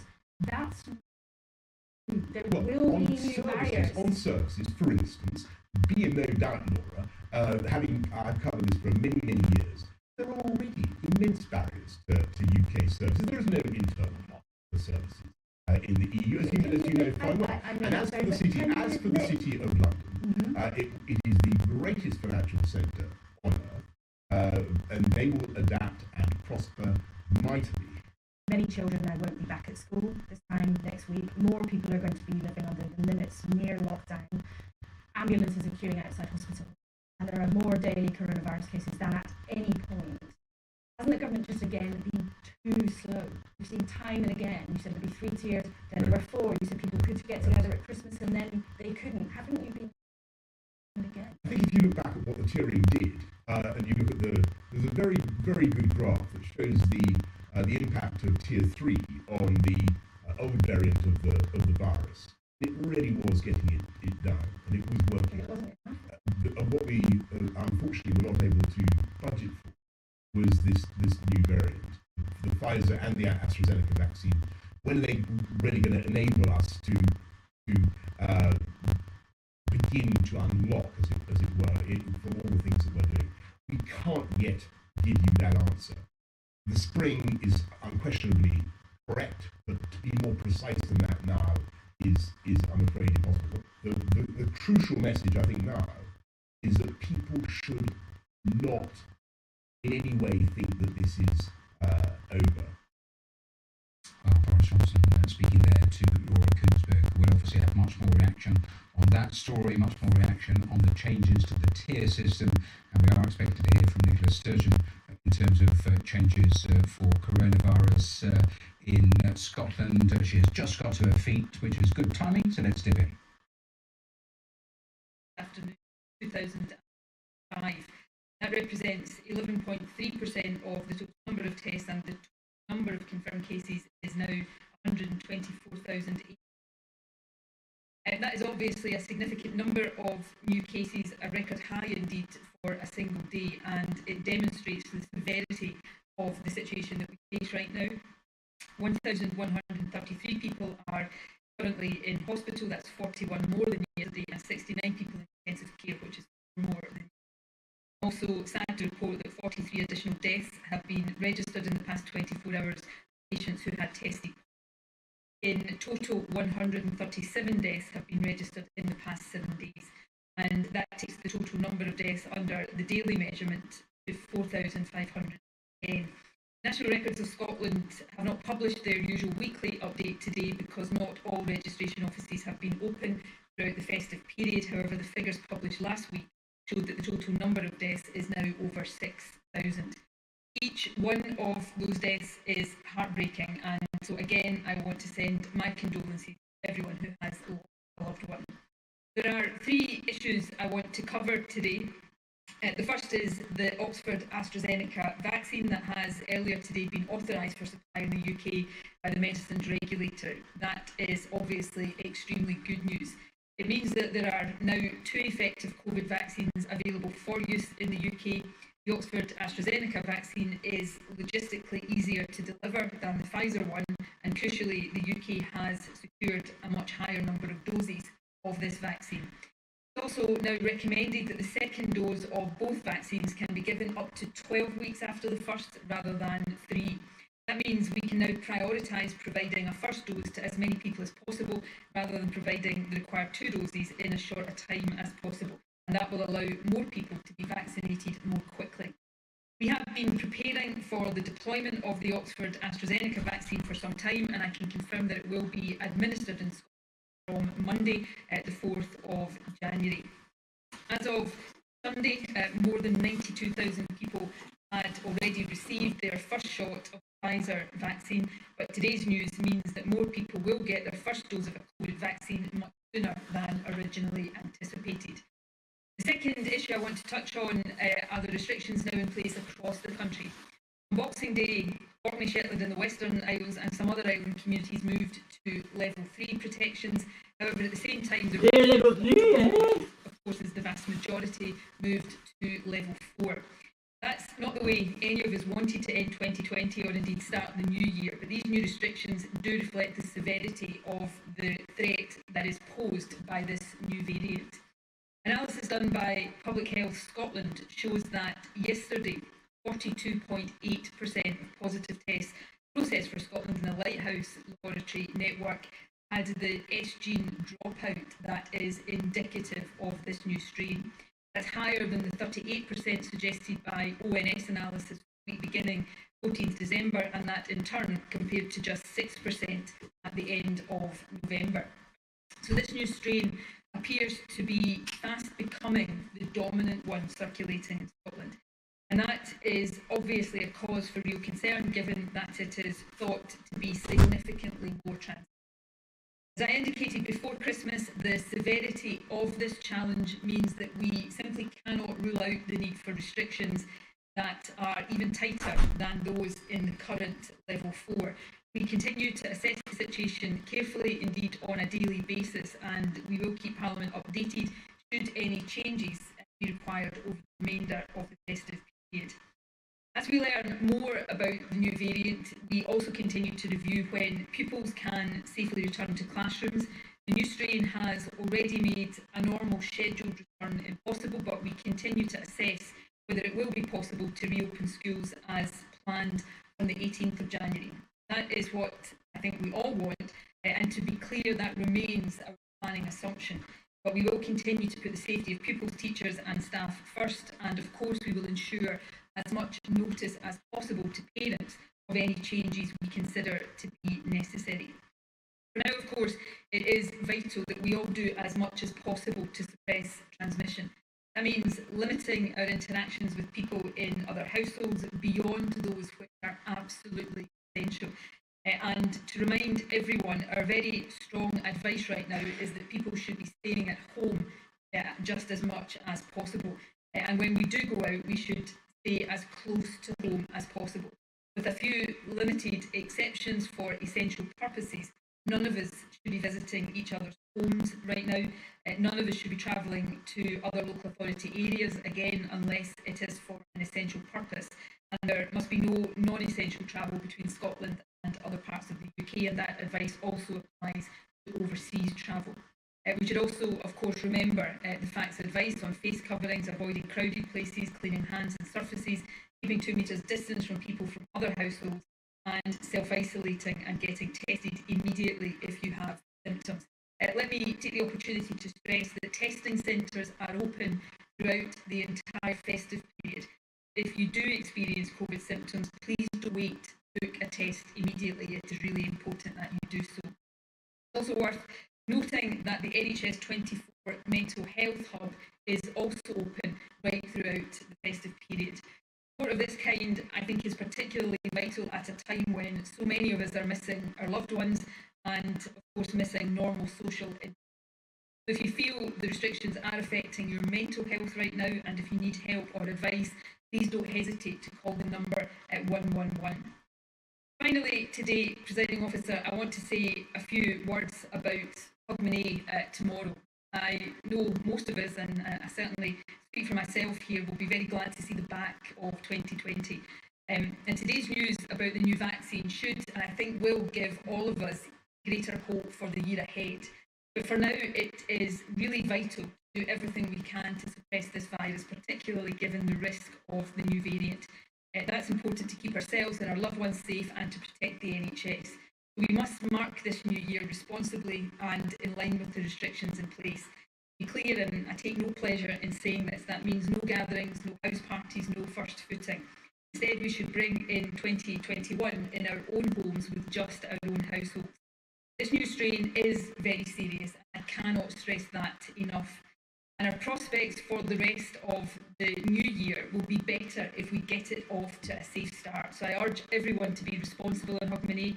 I know it's hard, and it is particularly hard for young people, but it is how we best protect ourselves and our loved ones, and it helps the NHS too, and they do need our help now. In Scotland, so far, the numbers in hospital and ICU are not at the peak of the first wave, but the NHS is under pressure. So everything we do as individuals to stop the virus spreading helps reduce the number of people who will end up in hospital and ICU beds over the next few years. And that really matters, obviously, for a number of reasons. So as this awful year draws to a close, let me again thank everyone across the country for your sacrifice and patience and for looking out for each other. We do have every reason to believe that the spring of 2021 will bring better times, but we must first get through these difficult few weeks of winter. Let's stick with it and keep looking after each other. And let me end by wishing everybody across the chamber and at home, when it comes, a better, brighter and happier new year. Thank you very much, First Minister. Now turn to questions. Ms. Davis. Presiding Officer, I thank the First Minister for advance notice of her statement. We will all welcome the news of the Oxford AstraZeneca vaccine being approved and look forward to Scotland's share of the 100 million doses which have already been purchased. But despite this positive development of a vaccine becoming available with fewer logistical challenges than the first one, people across Scotland will be concerned by the rising rates of transmission caused by the new variant of COVID and its advance to becoming the dominant strain here. That troubling news makes today's vaccine announcement so welcome and so timely. And people will want information. On the 23rd of December, a list of vaccination centres was published, which included hospitals, clinics, surgeries, intended for use from January to vaccinate all over 80s not resident in their home. We must be hopeful that this next phase of vaccination can be concluded as quickly as possible and that we can move on to wider cohorts of vaccination. That will almost certainly require a greater level of infrastructure than that which was announced.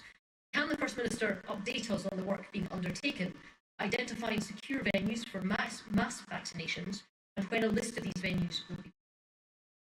We also know that the national figure of trained vaccinators is at around 4,000. But obviously, every health board needs enough staff to deliver across their region. So can I ask the First Minister what confidence she has that each area has the staff that they need? And can she publish a breakdown of the numbers of trained vaccinators by health board? First Minister. Yes, we will look to publish updates on all of that to Parliament as soon as possible, and then on an ongoing basis as regularly as possible. I have confidence both in the centres and the infrastructure in terms of where the vaccine will be delivered, and also in our estimates of the numbers of people available to do that. When I say of confidence, we take nothing for granted and not an ounce of complacency. I and the Health Secretary are receiving daily updates on the progress of the vaccination programme, which is going well so far, but we need to make sure that we can pick up the pace of that to meet the increased supply that we are now likely to have.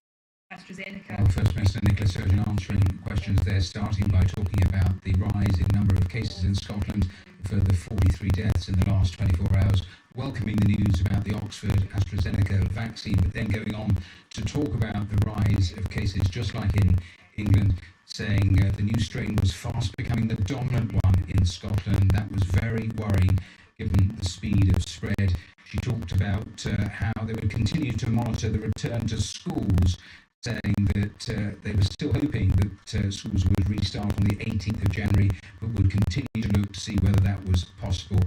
Talked about New Year's Eve and holidays, saying there should be no gatherings, no first footing, and concluded the initial statement by saying the situation in Scotland is very serious. I cannot stress that enough. Talking about schools, we are due to hear from Gavin Williamson about the situation with English schools and January and the plan. That's in a couple of moments in Westminster. Now there's weather and stuff.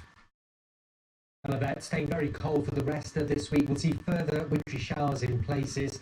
In the short term, it looks like much of Scotland, Northern Ireland, western coast of England and Wales see most of these wintry showers. There will be an issue with ice as well, certainly for the next few nights, and likely to cause some disruption, so stay tuned to the forecast. So the cold air very much with us. We've got these weather fronts accentuating the rain, sleet and snow showers. This one bringing wintry showers to Scotland, this one bringing an area of rain to the southwest of England, South Wales. Mainly of rain, could turn into snow as it moves a little bit further eastwards for the rest of the day, certainly inland and over higher ground. Plenty of wintry showers across central and northern Scotland, some accumulations here. And there'll be further wintry showers for Northern Ireland, lots of northwest England, northern and western Wales. Probably the best dry and bright weather will be central and eastern England. It's going to be a cold day wherever you are. Now overnight we continue with the wintry showers across northern and western coasts. Central and eastern areas seeing the lengthiest clear skies. So here it will be colder with temperatures down to -4, even -5 Celsius. Around western coast we're hovering around 1 or maybe 2 Celsius. Now for Thursday, of course, it's New Year's Eve. We'll see this feature bringing some more substantial rain, sleet and snow across Scotland, certainly some settling snow inland and over the hills. And there'll be further showers for Northern Ireland stretching down into western Wales and southwest of England. But actually, much of central and east England will be dry or with variable cloud and some spells of sunshine. And again, those temperatures on the low side, the top here 2 to 5 degrees. As we move through New Year's Eve night, we'll continue with the wintry showers across northern and western areas, and of course ice will continue to be a risk. As we move into Friday though, which is New Year's Day, 1st of January 2021, this weather front moving out of Scotland into England and Wales will tend to weaken, so it could bring a rather grey day for England and Wales. Could see some spots of light rain and drizzle and some wintriness over the hills. For Scotland and Northern Ireland, a brighter day for you, I think, with a few wintry showers mainly across northern coasts. Again, it's going to be cold, those temperatures range from around 4 to 6 degrees for many of us. And then into the first weekend of January 2021, it's going to stay cold. There'll be variable clouds, some sunshine, greater chance of seeing some wintry showers across the North Sea coasts.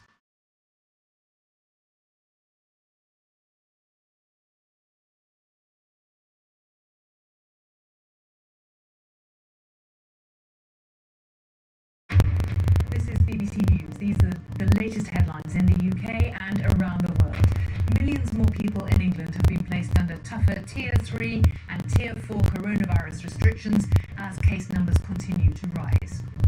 I know that Tiers 3 and 4 measures place a significant burden on people and especially on businesses affected, but I'm afraid it's absolutely necessary because of the number of cases that we've seen. The UK's Education Secretary is due to set out new plans for the start of the school term in England, and in an hour Boris Johnson will hold a coronavirus briefing at Downing Street, so do stay with us for that. The coronavirus vaccine developed developed by AstraZeneca and Oxford University, becomes the second vaccine in the UK to receive regulatory approval. Boris Johnson signs the post-Brexit trade deal with the European Union after Britain's Parliament approved it. He says it's not the end of the relationship with Europe. We will be able to have a wonderful partnership with the EU, in which we're able to do our own thing, and we will be able to be supportive, friendly, and I think that actually it's a great deal also for our European friends.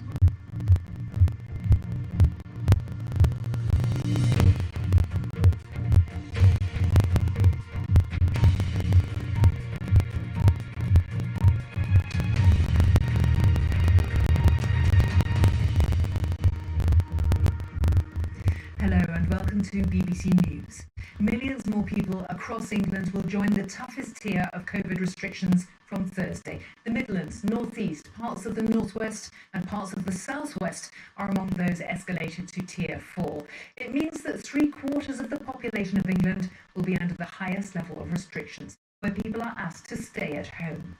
Well, in the next few minutes we're expecting an update on the situation for schools in England from Education Secretary Gavin Williamson. It comes as the UK medicines regulator approves the use of the Oxford vaccine, marking a landmark battle in the fight against coronavirus. And there's more. The Prime Minister will lead a briefing on coronavirus from Downing Street at 5 p.m. this evening. So more on all of those stories in the next hour. But let's return now to the tier announcement. The Health Secretary, Matt Hancock, made the announcement in the House of Commons. Sharply rising cases and the hospitalisations that follow demonstrate the need to act where the virus is spreading. And you'll have seen, Mr. Speaker, that yesterday alone 53,135 new cases were registered, the majority of which are believed to be the new variant. Unfortunately, this new variant is now spreading across most of England and cases are doubling fast. It is therefore necessary to apply Tier 4 measures to a wider area, including the remaining parts of the South East, as well as large parts of the Midlands, the North West, the North East and the South West. And I've laid a comprehensive list in the Library of the House and published on gov.uk. Even in most areas not moving into Tier 4, cases are rising too, and it's therefore necessary to apply Tier 3 measures more broadly too, including in Liverpool and North Yorkshire. The rest of Yorkshire remains in Tier 3. These changes will take effect from 1 minute past midnight tomorrow morning. An additional 20 million people will be in Tier 4 of the government's COVID-19 restrictions from New Year's Eve. This means a total of 44 million people will now be in Tier 4. That's 78% of the population of England. Well, let's take another look at the restrictions for areas in Tier 4, of course the highest level of restrictions. A stay-at-home order is issued to residents, although those who have to travel for education or work may continue to do so. Social mixing will be restricted to meeting one other person in an open public space. All non-essential retail will have to close, along with hairdressers, nail bars and indoor entertainment venues. Indoor leisure facilities must close, like gyms and indoor swimming pools. People should not leave a Tier 4 area except for limited reasons, including work and education. And the guidance for the clinically extremely vulnerable is to stay at home as much as possible. Let's talk now to our political correspondent, Jonathan Blake. Jonathan, something like this, what's expected post-Christmas and looking at the numbers? Yes, Philippa, you only had to see the rate at which cases were rising in recent days, the number of new positive coronavirus tests being reported, to know that action was almost certainly going to be deemed necessary. And that is why the Health Secretary, Matt Hancock, explained to MPs this afternoon, new parts of England are being put under Tier 4, the highest level of restrictions possible. So now more than 70% of the population of England will be under Tier 4, and most of the other parts of the country will be moved up into Tier 3. And it's simply because cases of the new variant of coronavirus have been rising at such a pace that tougher action has been deemed necessary to try to contain that and ultimately curb that upward trend of infections. And so as of midnight tonight, first thing tomorrow, large parts of England will be waking up under Tier 4. It's not a national lockdown, but it will feel for the vast majority of people just like that. because the conditions, the restrictions will be such that you can't meet in groups of more than 2 people outdoors. The message overall is now, as 2021 begins, more like stay at home and Happy New Year. There has been, Jonathan, that ongoing tension between risk to life and risk to livelihoods. You know, whenever the lockdowns have got stricter, there's been pain, of course, in economically speaking. At Westminster, are there any voices saying this isn't necessary or this shouldn't happen? Yes, there have been consistent voices, certainly among Conservative MPs, saying just that, and they've deeply resisted this further measures that the government has attempted to take at various points. And we've seen that reflected today in objections raised in the House of Commons and at Westminster that the government hasn't given MPs enough time to debate or approve these measures. It will only get a retrospective vote. But I think the government has switched from a strategy of trying to involve local leaders and MPs in terms of determining which restrictions are appropriate for their areas, through to what we see now, and ministers taking action from the centre of government because simply they believe they don't have the time or the freedom to discuss it and to wait for these restrictions to come in. So yes, there are a lot of people looking at these measures and not approving of them, and in some cases not thinking that they're necessary. But ultimately, as we've seen the pressure on the NHS increase in England in recent days and weeks, ministers clearly feel that the situation is so serious now that they have no choice but to act. And those mixed emotions likely to continue as we hear about schools. Yes, we'll get an update shortly from the Education Secretary Gavin Williamson, and he's widely expected to outline an extension to the Christmas break for at least secondary schools and possibly universities as well in England. We don't have the details yet. We don't know exactly what he's going to announce, but parents watching and waiting anxiously to hear what this will mean for the return to term just next week, which was expected already. The government's planning a staggered return for secondary school pupils in the first weeks of January, but it seems like that is going to be expanded, and some pupils at least will be kept away from school for longer because there are increased concerns now about the spread of coronavirus, specifically the new variant which has been discovered here in the UK, spreading more quickly among secondary school-aged children as well as adults. But we'll have to wait to hear what the Education Secretary Gavin Williamson has to say in the Commons shortly. Jonathan, thank you very much. And in fact, we've just had the daily figures through for the number of coronavirus cases in the UK. 981 deaths reported, 50,023 cases, COVID positive cases reported over the last 24 hours. Those just in, showing still that great pressure on the NHS that the Health Secretary spoke about earlier in the day. He told Parliament that 21,000 people are now in hospital with coronavirus. The UK medicines regulator has approved the Oxford AstraZeneca coronavirus vaccine. That is the positive news of the day on the health front, paving the way for millions more people to be immunised in the new year. This comes as we had those further figures, the 981 deaths recorded within 28 days of a positive test. Now, when we come to this new vaccine, the UK has ordered 100 million doses, enough to vaccinate 50 million people. And on the upside, this vaccine is much easier to transport and to store than the Pfizer-BioNTech one already in use. Also much cheaper. Our health correspondent Anna Collinson has the details. The approval of the Oxford AstraZeneca vaccine is a huge moment.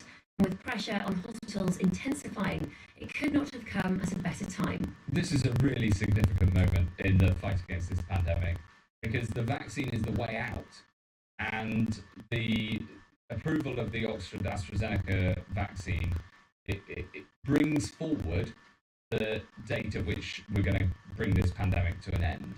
After cramming years of work into a matter of months, jabs will begin to be administered on Monday. This morning, the head of the UK's regulator insisted no corners had been cut. The safety of the public always comes.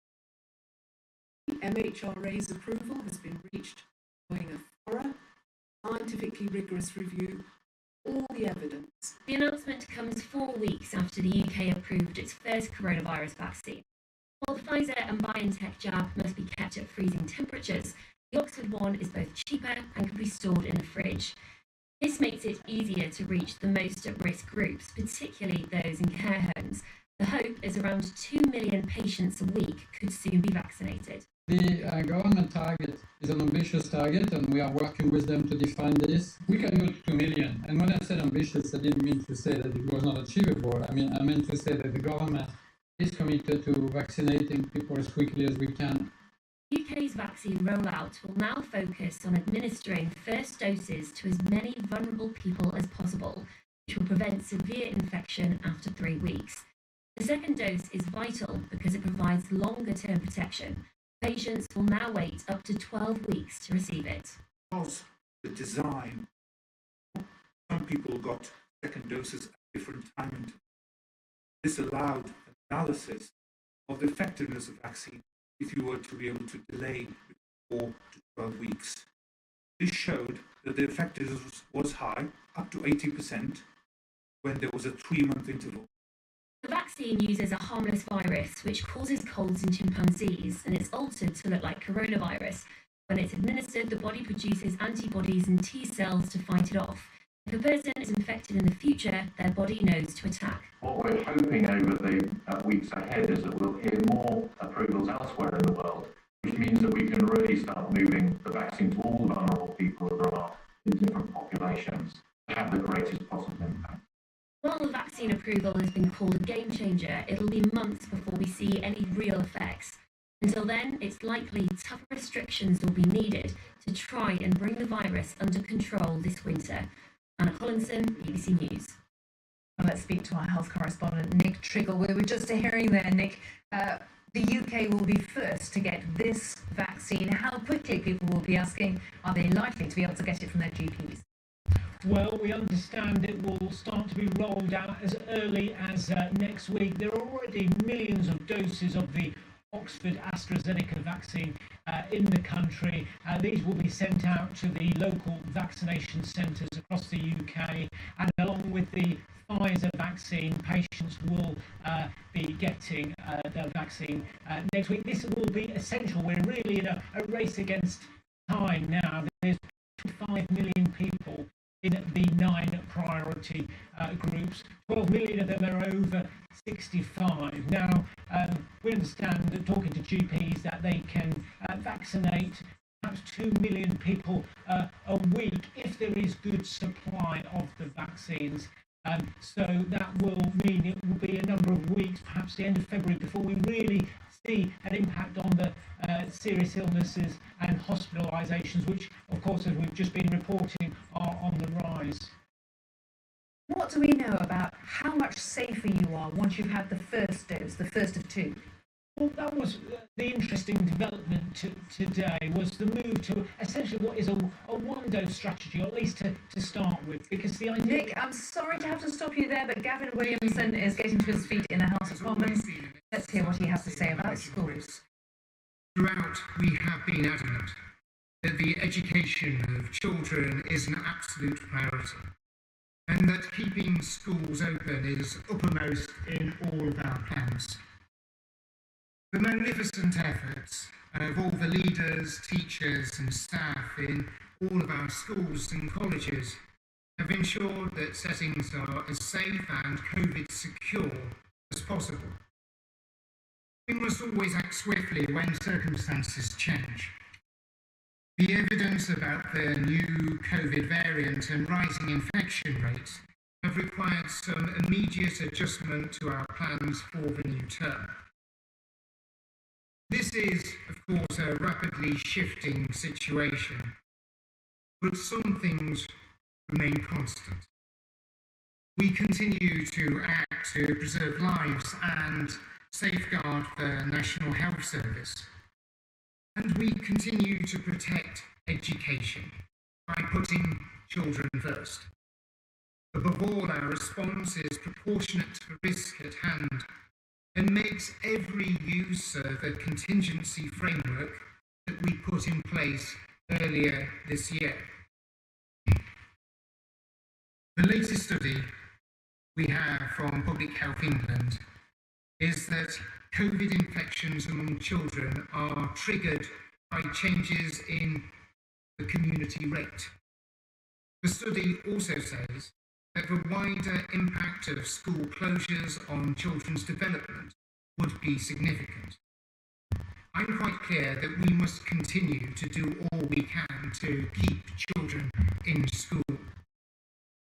Taking all these factors into account means that we have had to make a number of changes for the new term in order to help with breaking chains of transmission and to assist with keeping all of our children and our education settings as safe as we can.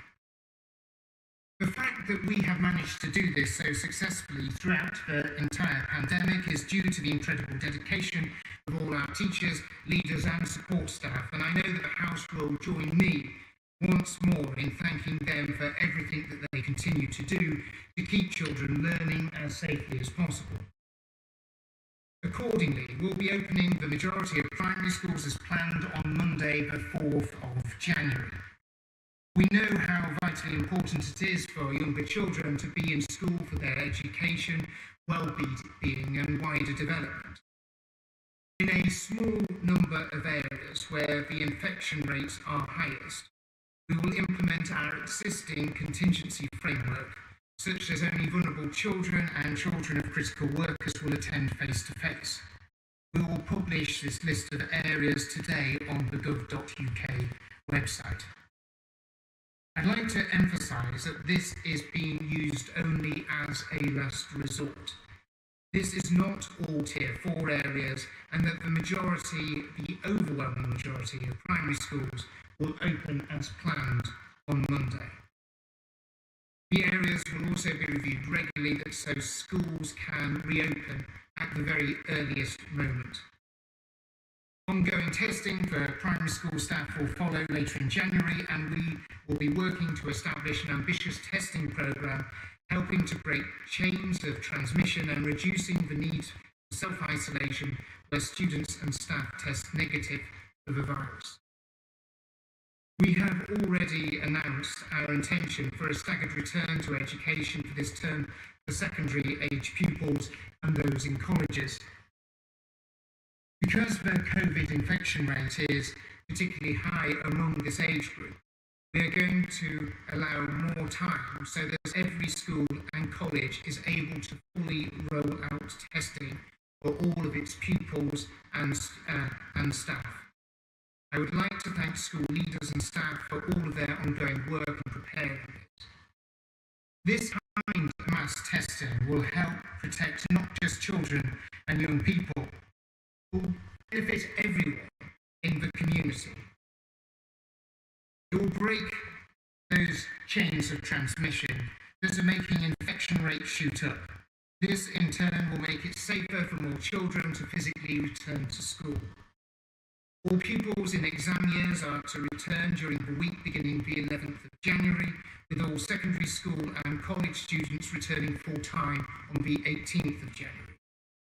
During the first week of term, on or after the 4th of January, secondary schools and colleges will prepare to test as many staff and students as possible and will only be open to vulnerable children and the children of key workers.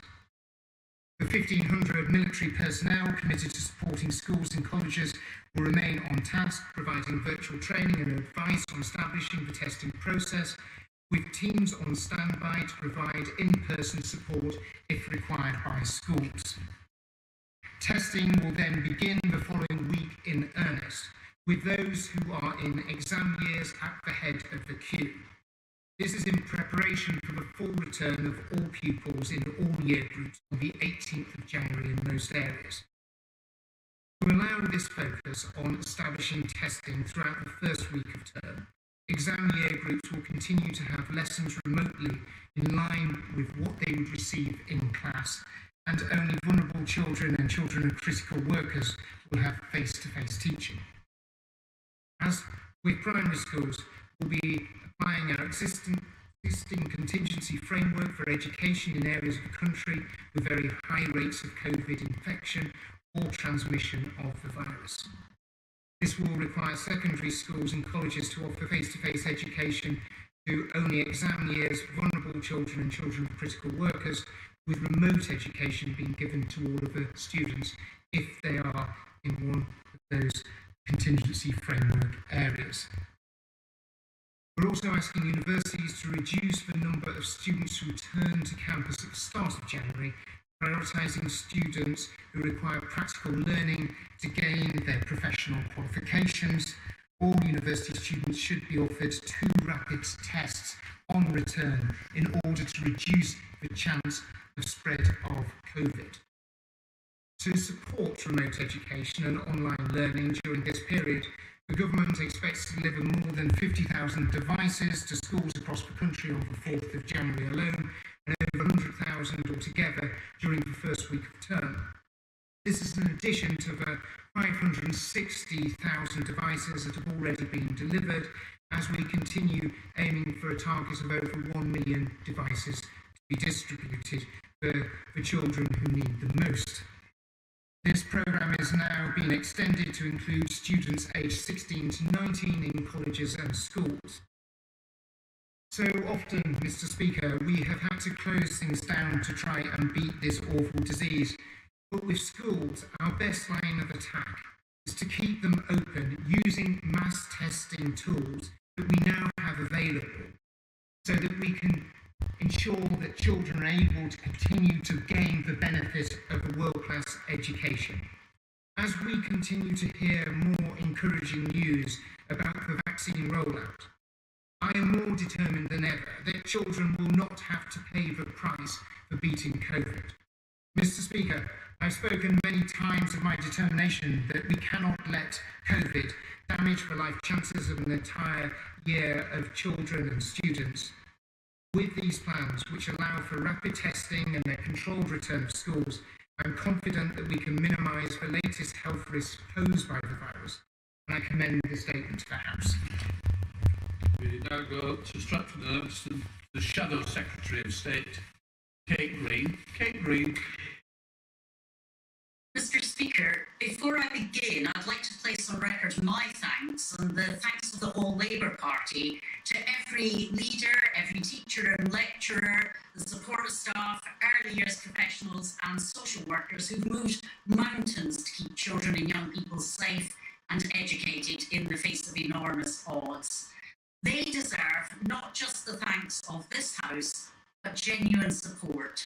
And I hope when he stands up again, the Secretary of State will give more information about that support. May I also thank the Secretary of State for advance sight of this statement. The truth is, we should not be in this position. Only days before many schools should have been opening again to all pupils, the Secretary of State has announced that many will not be returning as planned. This delay and disruption to children's education is a direct result of government's failure. They've lost control of the virus, now they're losing control of children's education. The cost to pupils, the pressure on staff and the challenges for families caused by school closures are huge. But we know that action must be taken to control the virus. So is the Secretary of State confident that the measures he's announced today will control the virus, and will he publish SAGE's advice on this issue? There is consensus across the House that the best place for children is in school, but the government's failed to give schools the support they need to make that happen. For months, Labour's been calling for mass testing in schools. The Secretary of State announced it just before schools broke up for Christmas, creating huge additional work for overstretched school staff. But just 2 weeks later, it's clear his plan has failed and many schools will not open as planned next week. Can he tell us how many schools do now have testing infrastructure in place and how many will have it next week and the week after? Can he guarantee that every school will have the testing it needs when due to open again? Mr. Speaker, the Secretary of State's announcement that some primary and secondary schools will not reopen to pupils in January will be a cause of huge concern to parents. Can you tell us how many primary and secondary schools will not be opening, how many pupils will be affected, and will students not in exam classes receive remote teaching while their school is closed? I'm hugely concerned that to them, the most vulnerable children, may simply not attend. Can the Secretary of State tell us how he plans to keep them safely in school in the weeks ahead? I'm glad the Secretary of State announced an expansion to remote learning, but I remain concerned that it's not sufficient to support all pupils. Can he guarantee that every pupil will have the device and the connectivity that they need to learn? And will he ensure that this is available for every child whose school isn't open? Will there be any support for parents with children who can't attend school? Can he confirm that parents can be furloughed if they have childcare commitments? Can this also happen on a flexible basis that allows parents, and particularly mothers, to balance work with caring for their children? Many people who are clinically extremely vulnerable will be concerned about a return to school, whether they are vulnerable parents of a child or a vulnerable member of staff. What reassurance and support can he give to them? Mr. Speaker, it's been reported in recent days that teachers will be prioritised for vaccination, but an announcement today suggested there wouldn't be prioritisation based on occupation, and I understand the clinical priorities for the first phase of the vaccination programme. But does the Secretary of State believe that not only teachers, but all schools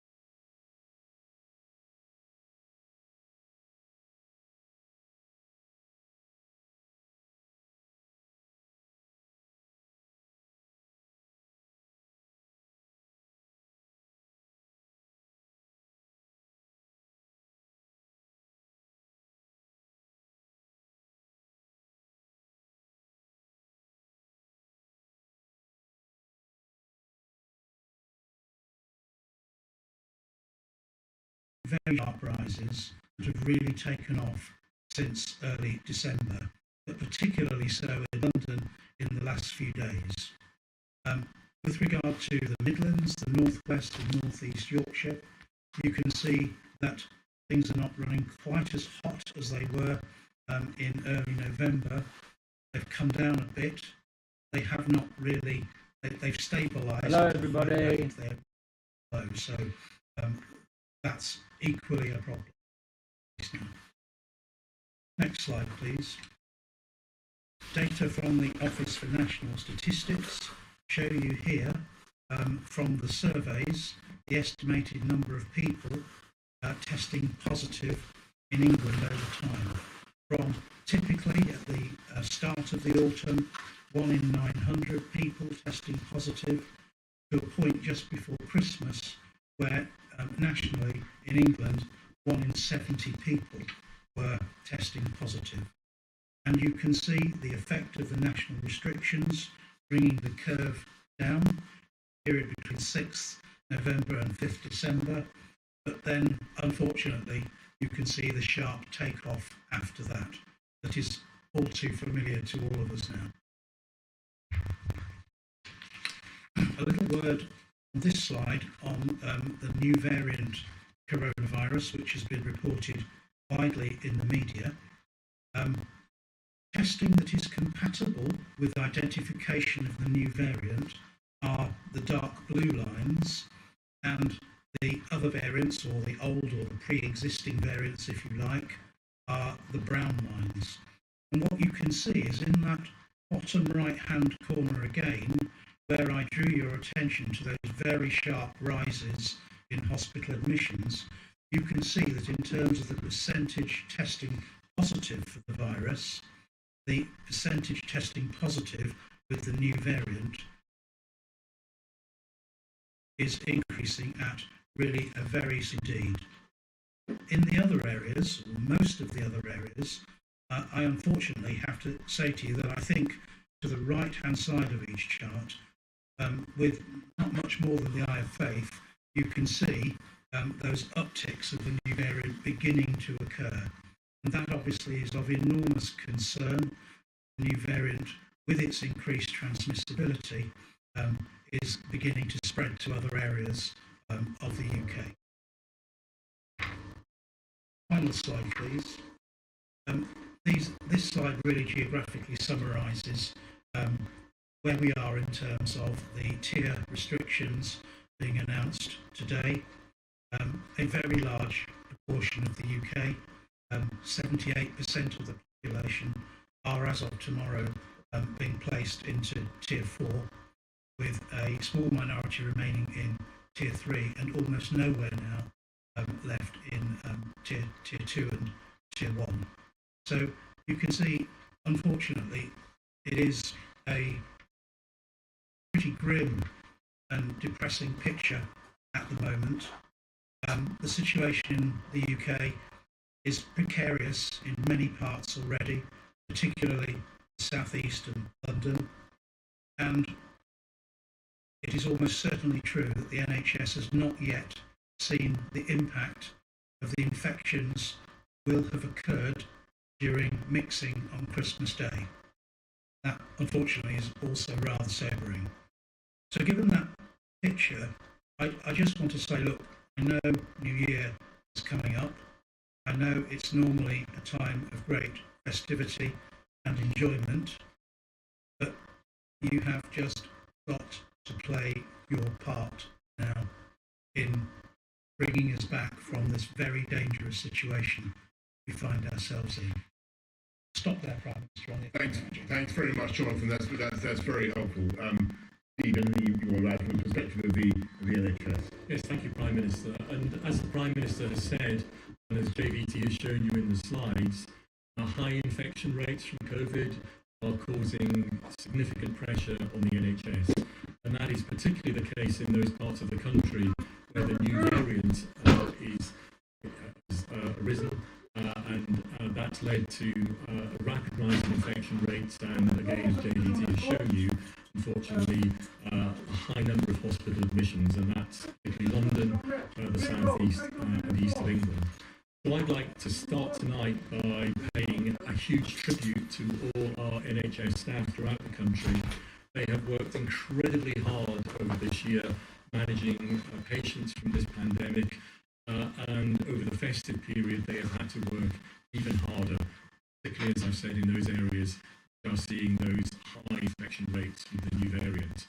They have absolutely gone the extra mile. In fact, they have gone many extra miles over the course of the year. And as JVC again has said, it will continue to be tough over the next few weeks. But of course, everybody is able to help the NHS and to assist our incredible staff and play their own parts. As both the Prime Minister and Jonathan have said, we know it's the end of the year. It's a time where people traditionally want to celebrate, but it's absolutely vital that this year everybody continues to follow the guidance by staying at home and not mixing. My colleagues, as I've said, up and down the country, continue to work hard with record numbers of patients with COVID, and of course keeping vital services such as cancer treatment and accident emergency departments open at the same time for people who don't have COVID. So we can all play our part in fighting this terrible virus, stay at home, mark the new year with just nearest and dearest within the rules. This action will reduce infections, relieve pressures on hospitals, and that's how everybody can help to save a life. COVID loves a crowd, so please leave the parties for later in the year. Thank you very much, Steve.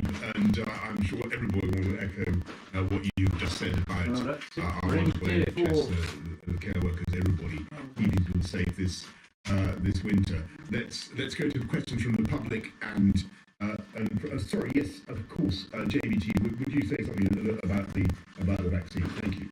Yes. So it's not all bad news from my corner of the room.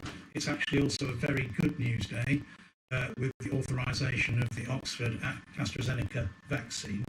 And I want to really thank the scientists who've worked night and day for the last year getting this vaccine together, and also thank the doctors and nurses of the National Institute for Health Research, the NIHR, without whom this whole trials programme could not have come together in the way it has.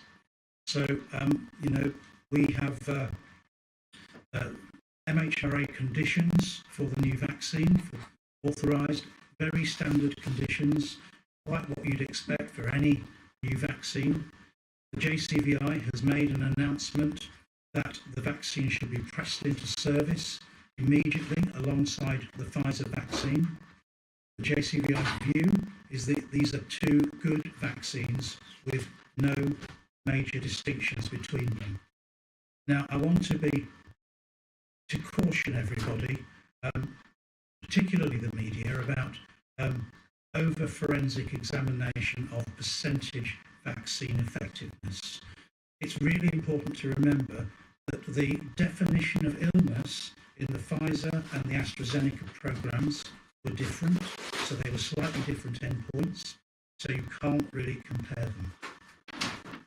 But what really matters to us is not an endpoint that measures illness, but how these vaccines are going to impact on severe disease, on hospitalisations, and on deaths.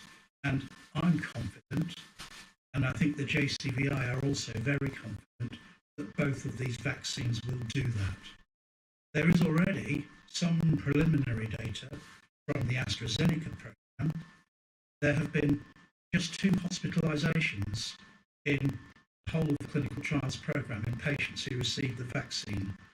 One hospitalisation occurred 2 days after the vaccine was given, so you can easily work out that the infection occurred before the vaccine was actually administered. And the second one occurred 10 days after the vaccine was given, and again, 10 days is not long enough for a vaccine to work. Optimistically, you'd say 7 to 10 days you might get some effect, but far more typically it's 14 to 21 days where the effect of a vaccine is going to kick in. So they weren't really vaccine preventable hospitalisations, and this is very, very encouraging, albeit preliminary data.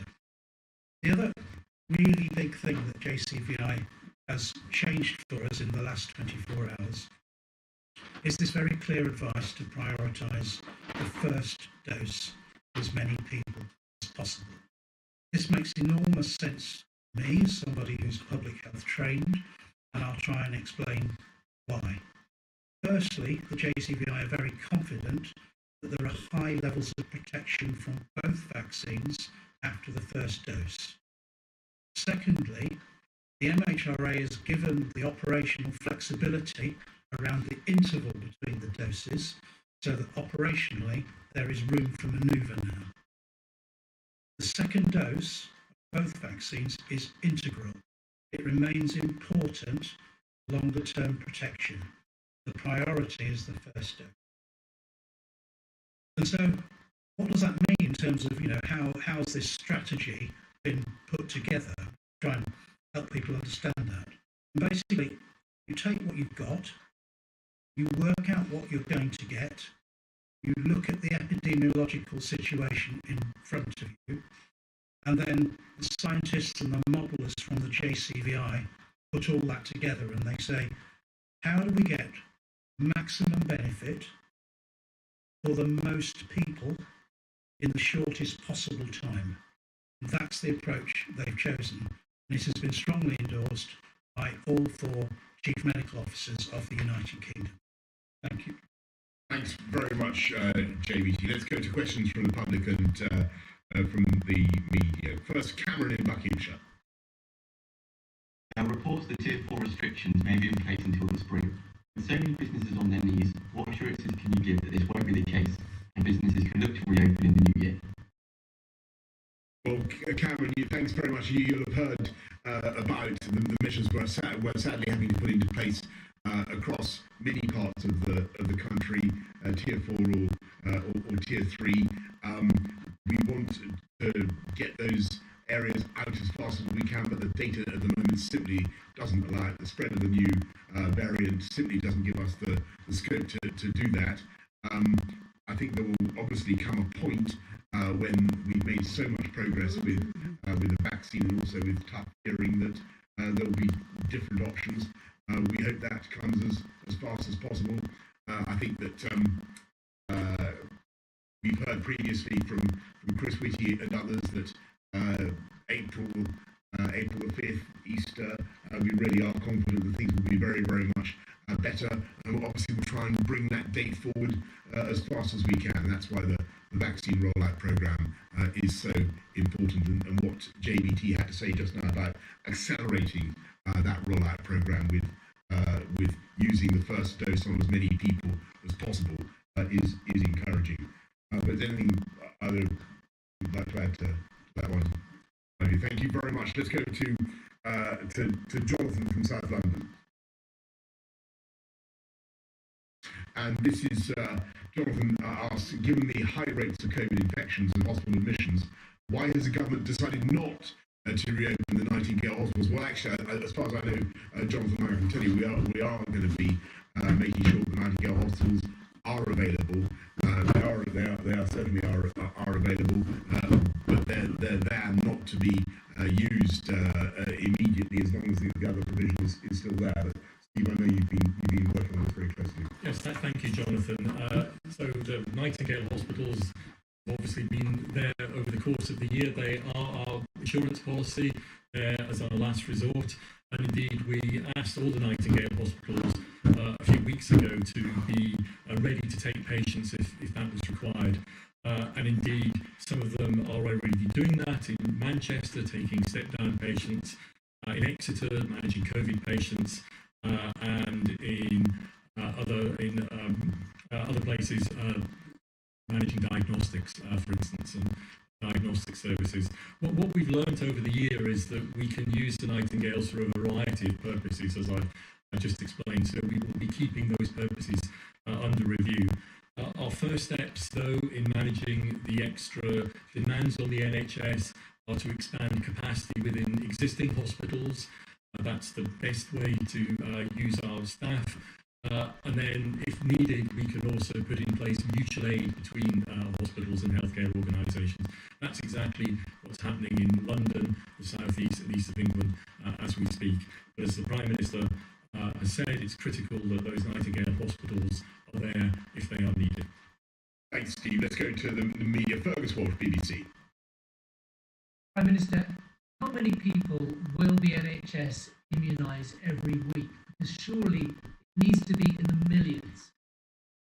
Well, thanks very much, Fergus. I think the best answer I can give at the moment is that we will have millions of doses, tens of millions of doses by the end of March. We're working to get the programme going as fast as we can. I don't want to give you specific numbers at the moment, but I can tell you that we are shifting heaven and earth to roll them out as fast as we can. I know that JVT, you've also been asked about this today. Is there anything you want to add on that? I would add that actually it's probably not the best idea to look at December and how the NHS vaccination programme has started with the Pfizer vaccine and try and overlay that on kind of kitchen table mathematics, or how that's going to scale up through January, February and March. There's a real game changer here in terms of the thermostability of the AZ vaccine being handleable at 2 to 8 degrees centigrade all the way through, none of this ultra low temperature, none of the thawing, and a months-long stability at 2 to 8 that is going to give us all sorts of reach and flexibility and scale up. In addition to that, there is an absolute ambition across the whole of the system that the only thing that is going to slow us down is batches of vaccine becoming available. And many of you know already that it's not just about vaccine manufacture, it's about fill and finish, which is a critically short resource across the globe, always has been, vaccines. And then there is individual batch release, which is a safety and quality requirement that absolutely has to take place. But I suspect Steve Powis can give you a bit more detail about how the NHS plans to scale up and how the primary care networks, for example, are raring to come on board. Yes, thanks, Fergus. So as you know, we have been preparing for many months within the NHS to start this massive vaccination programme, the largest the NHS has ever undertaken. We started that in December with the Pfizer vaccine rollout, which we knew would be based on limited supplies as we go towards the end of the year. And as you know, as of last Sunday, over 500,000 people had been vaccinated in the first few weeks.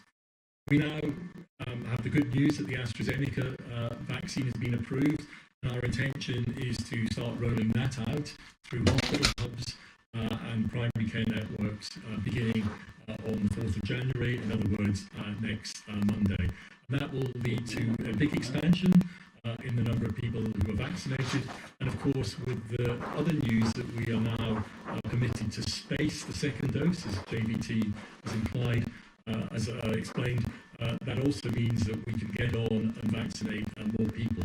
So our aim is to get the jab into people's arms as quickly as the manufacturers can supply that vaccine to us. We've been focusing, as you know, on the highest priority groups set by JCVI, so the over 80s, residents in care homes, care home workers, and to avoid wastage, we've also been vaccinating NHS staff. But the increased supply that comes with the AstraZeneca vaccine means that we have written out to healthcare organisations today to instruct them to immediately expand the vaccination programme to all frontline health and social care workers. And as vaccine supplies increase over the next few months, then we will be working to deploy to the next set of priority groups that JCVI have identified. Brilliant. Thanks, Steve. Thanks, folks. Let's go to Sam Coates of Sky. Prime Minister, moments ago you quoted Chris Whitty saying that things will be much better by Easter, possibly April the 5th. Can you just spell it out? What does much better actually mean? People back in offices, seeing friends in gardens or their homes, holidays, or is that all over-optimistic, and should we expect those things to take till summer or later? And there's a very specific one on schools. For a parent of a primary child in a Tier 4 area, Your school is reopening next week. Are you still legally obliged to send them if you're worried about infection rates? Professor Van Tam, practical question. If somebody has the vaccine, can they see their grandchildren, for instance, as soon as the second dose is effective? Or are you still going to enforce the law banning them from travelling, meeting and going into one another's houses, even though that person it's safe to do so? And finally, Stephen Powers, there are unnerving pictures of ambulances queuing outside hospitals. Could you just characterise how close the NHS is to capacity? Does it feel overstretched in parts? And would you expect specifically the London Nightingale, where things seem to be so bad, to be needed anytime soon? Yeah, thanks very, very much, Sam. Look, just my message, first of all, on schools. Message for all parents except in the school areas which have been specifically identified as being where the epidemic is really surging the most, and where we do, alas, want to postpone primary schools until the 18th. The message is schools are safe. The problem is not the schools.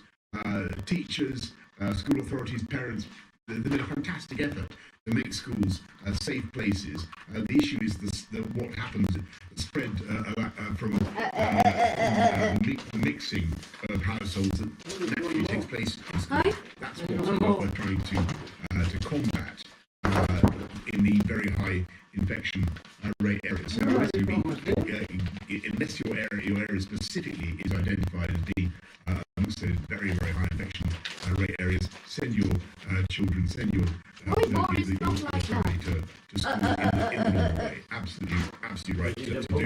And on what's the world going to look like? How do we define success in the spring?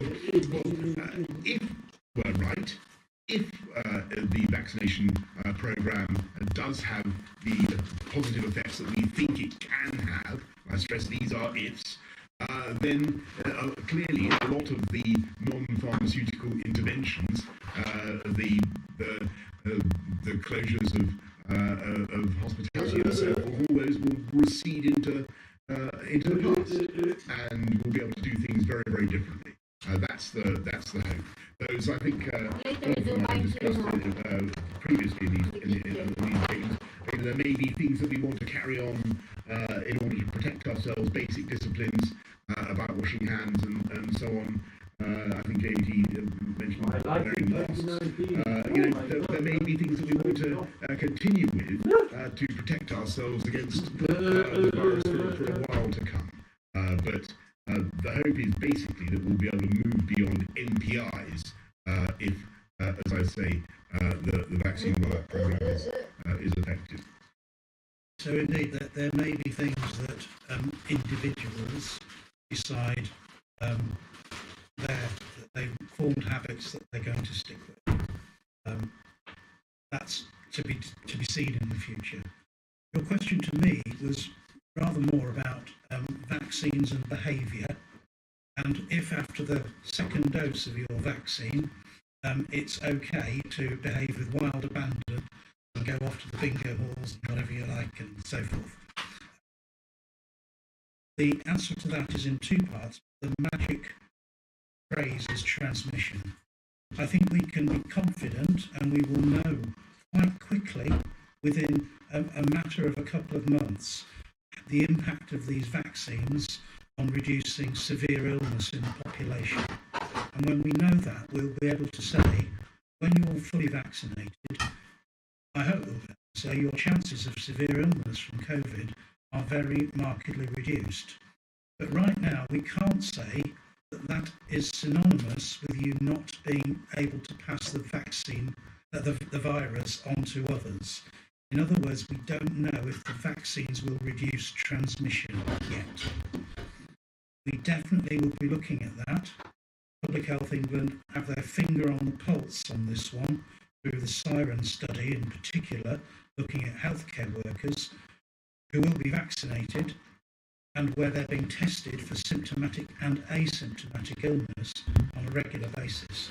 So we'll get a handle quite soon, I hope, whether these vaccines reduce transmission. But until then, even if you're vaccinated, I can't assure you that you won't I can assure you that it's very likely you'll be protected from severe illness, but I can't give you the assurance that you won't still pose a hazard to others through transmitting the virus. We have to just be patient at this point, give it another 2 or 3 months, then ask me that question again, and I hope I'll give you a much more reassuring answer. Thanks very much, both. Let's go to Charlotte. I'm so sorry, Steve. Sorry, just to go to Sam's question on NHS pressures. So I think, as we've all commented, the NHS is under significant pressure this Christmas and New Year period, and that's particularly so, as I've said, in those areas of the country, such as London, as you've noted, where we've seen rapid rises in infections, predominantly because of the new variant of COVID. So the NHS in London, as indeed it does around the country, has tried and tested plans in place to manage surges in activity, and of course those have been refined further during the year as we've learned from the first wave of COVID. Those plans are being implemented as we speak. They involve, again, as I've said, firstly expanding capacity within existing hospitals, ensuring that mutual aid is in place between different healthcare organisations, so patient, staff, sometimes equipment can be moved around, and that's the right thing to do clinically because it's the best way of managing patients. Again, the Nightingale in London is being readied, and if it is required, then we will use it. But the first step is capacity within existing hospitals. But I think it's really important for me to emphasise, as I've said already tonight, that the real key to reducing pressure on the NHS is if everybody complies with the social distancing measures that are in place. It's only by reducing infection rates that a couple of weeks later we will start to see a similar reduction in hospitalisations and the number of people in hospital. So it's really critical that everybody does what we've all been doing throughout the year, no matter how tough it is, and stick with those restrictions. Hospitals might seem a distance away if you're well, but actually it's your actions in potentially not transmitting this to somebody else further down the line can save somebody's life. That's been the case throughout this pandemic, and it's really, really the case this period at the end of the year when we're seeing infection rates at our highest. Thanks, Steve. Thanks, Sam. Charlotte Ivers, Talk Radio. Thank you, Prime Minister. You stressed the need for speed in the rollout of the vaccine. So I've got a bit of a Tiggerish question for you. Could you ever envisage a 24/7 rollout of the vaccine? That's what a lot of our listeners have been asking about, or something similar to that, if not. Charlotte, well, I can tell you that people are working around the clock to get this done. But I think I'll hand over to Steve and JVT to talk about the modality. Steve. Yeah, so as I've said, we are working in the NHS to roll things out as quickly as possible. We need the supplies to come through from manufacturers, and maybe JVT could say a little bit more around how that process works and the importance of batch releases. These are still unlicensed products. Remember, they have emergency authorization, and so it's important that we do this properly by the book, but we are going as quickly as we possibly can. JVT? Yeah, thank you, Steve. I mean, vaccine delivery is very much an operational matter for the NHS, but my exhortation to the whole of the system is that we must go as fast as the speed of supplies. As fast as the batches are landed and are batch released, we should be using them. There shouldn't be any stock held in a room somewhere or a fridge somewhere waiting to go out. It should go out as soon as it can. We have to have that ambition. Charles, your question is incredibly important, and obviously we're looking at the whole time. The rate limiting factor, as they say at the moment, is supply and not distribution. I mean, it would be fair to say. Let's go to that will be is being stepped up rapidly as well. Let's go to Mesa Hall of the Express. Thank you very much, Prime Minister. The extension of restrictions announced today will mean many more businesses have to close their doors. Can we as a country afford to keep borrowing to support those firms and their employees? And should we expect any new measures from the Chancellor, given that so many of us are now effectively back in lockdown in May? Thanks very much, Mesa. Obviously, we deeply regret the necessity to impose these restrictions on ordinary life, on businesses. I know how tough it has been for people for so long, and how tough it is in tier 4 for hospitality, for retail, and that's why, of course, Rishi Sunak, the Chancellor, extended furlough right the way through to April, and end of April, and also why we have the many varieties of support loans, grants that you'll be familiar with, Mesa. Those will remain there. But the key thing is, as everybody has said this afternoon, to work together to follow the guidance, get the virus down, but also to roll out that vaccine. I know how I thought the most interesting slides today were those ones that showed the difference between the new variant and the old variant. And the kind of the sad thing is that you can see how the efforts of the British public were working in getting the old variant under control. And then you can see the way this new variant has just started to spike. The way to beat that is with the vaccine and the rollout. And obviously, as several of your colleagues have rightly said last afternoon, we're going as fast as we can to do that. Should we go to Richard Vaughan of the Eye? Hello there. Quick one for the scientists and then one for you, if possible. How concerned are you about failed inoculation due to the rising infection COVID rates? You said there's a gap between having the jab and developing immunity. Do you expect the efficacy to drop? Given what you said about schools, should we start inoculating school pupils? And just one finally for you, Prime Minister. You said that the Brexit deal was passed today, and the new vaccine is going to be rolled out. On a personal level, what does this mean to you, given the year that you've had? I think why don't we do the science questions about immunity? The vaccines have come to us with the most amazing speed, given that this is a new organism that this time last year very few of us knew very much about at all. So it's an absolute triumph of science to have come that fast. But vaccines are always best deployed before there is an epidemic or an outbreak. If you look at the MMR vaccine, for example, for children, the whole point of it is to stop there being measles outbreaks through high routine uptake. But in this situation of a new emerging disease, you don't have that luxury. You have to go with the vaccine as fast and as broad as you can, as soon as you get it. And that is literally the best you can do. There will always be, unfortunately, people who have been exposed to an infectious disease who are then vaccinated, but are not vaccinated in time for the disease, for the vaccine, who have had the required effect to give them immunity before the disease takes hold. That is always going to be the case, and potentially there will be more of those patients in a situation where the disease levels are very high compared to when they are very low. But it is just a biological fact. You can't make a vaccine work faster than its design gives it the capability to do. And typically, antibodies begin to rise at the 7 to 10 day mark, but it's really 14 to 21 days before you see a kind of solid and sustained antibody response. But all vaccines vary, and all human beings vary in terms of the profile of their antibody response at a personal level. Look, I've got juice. Thanks very much.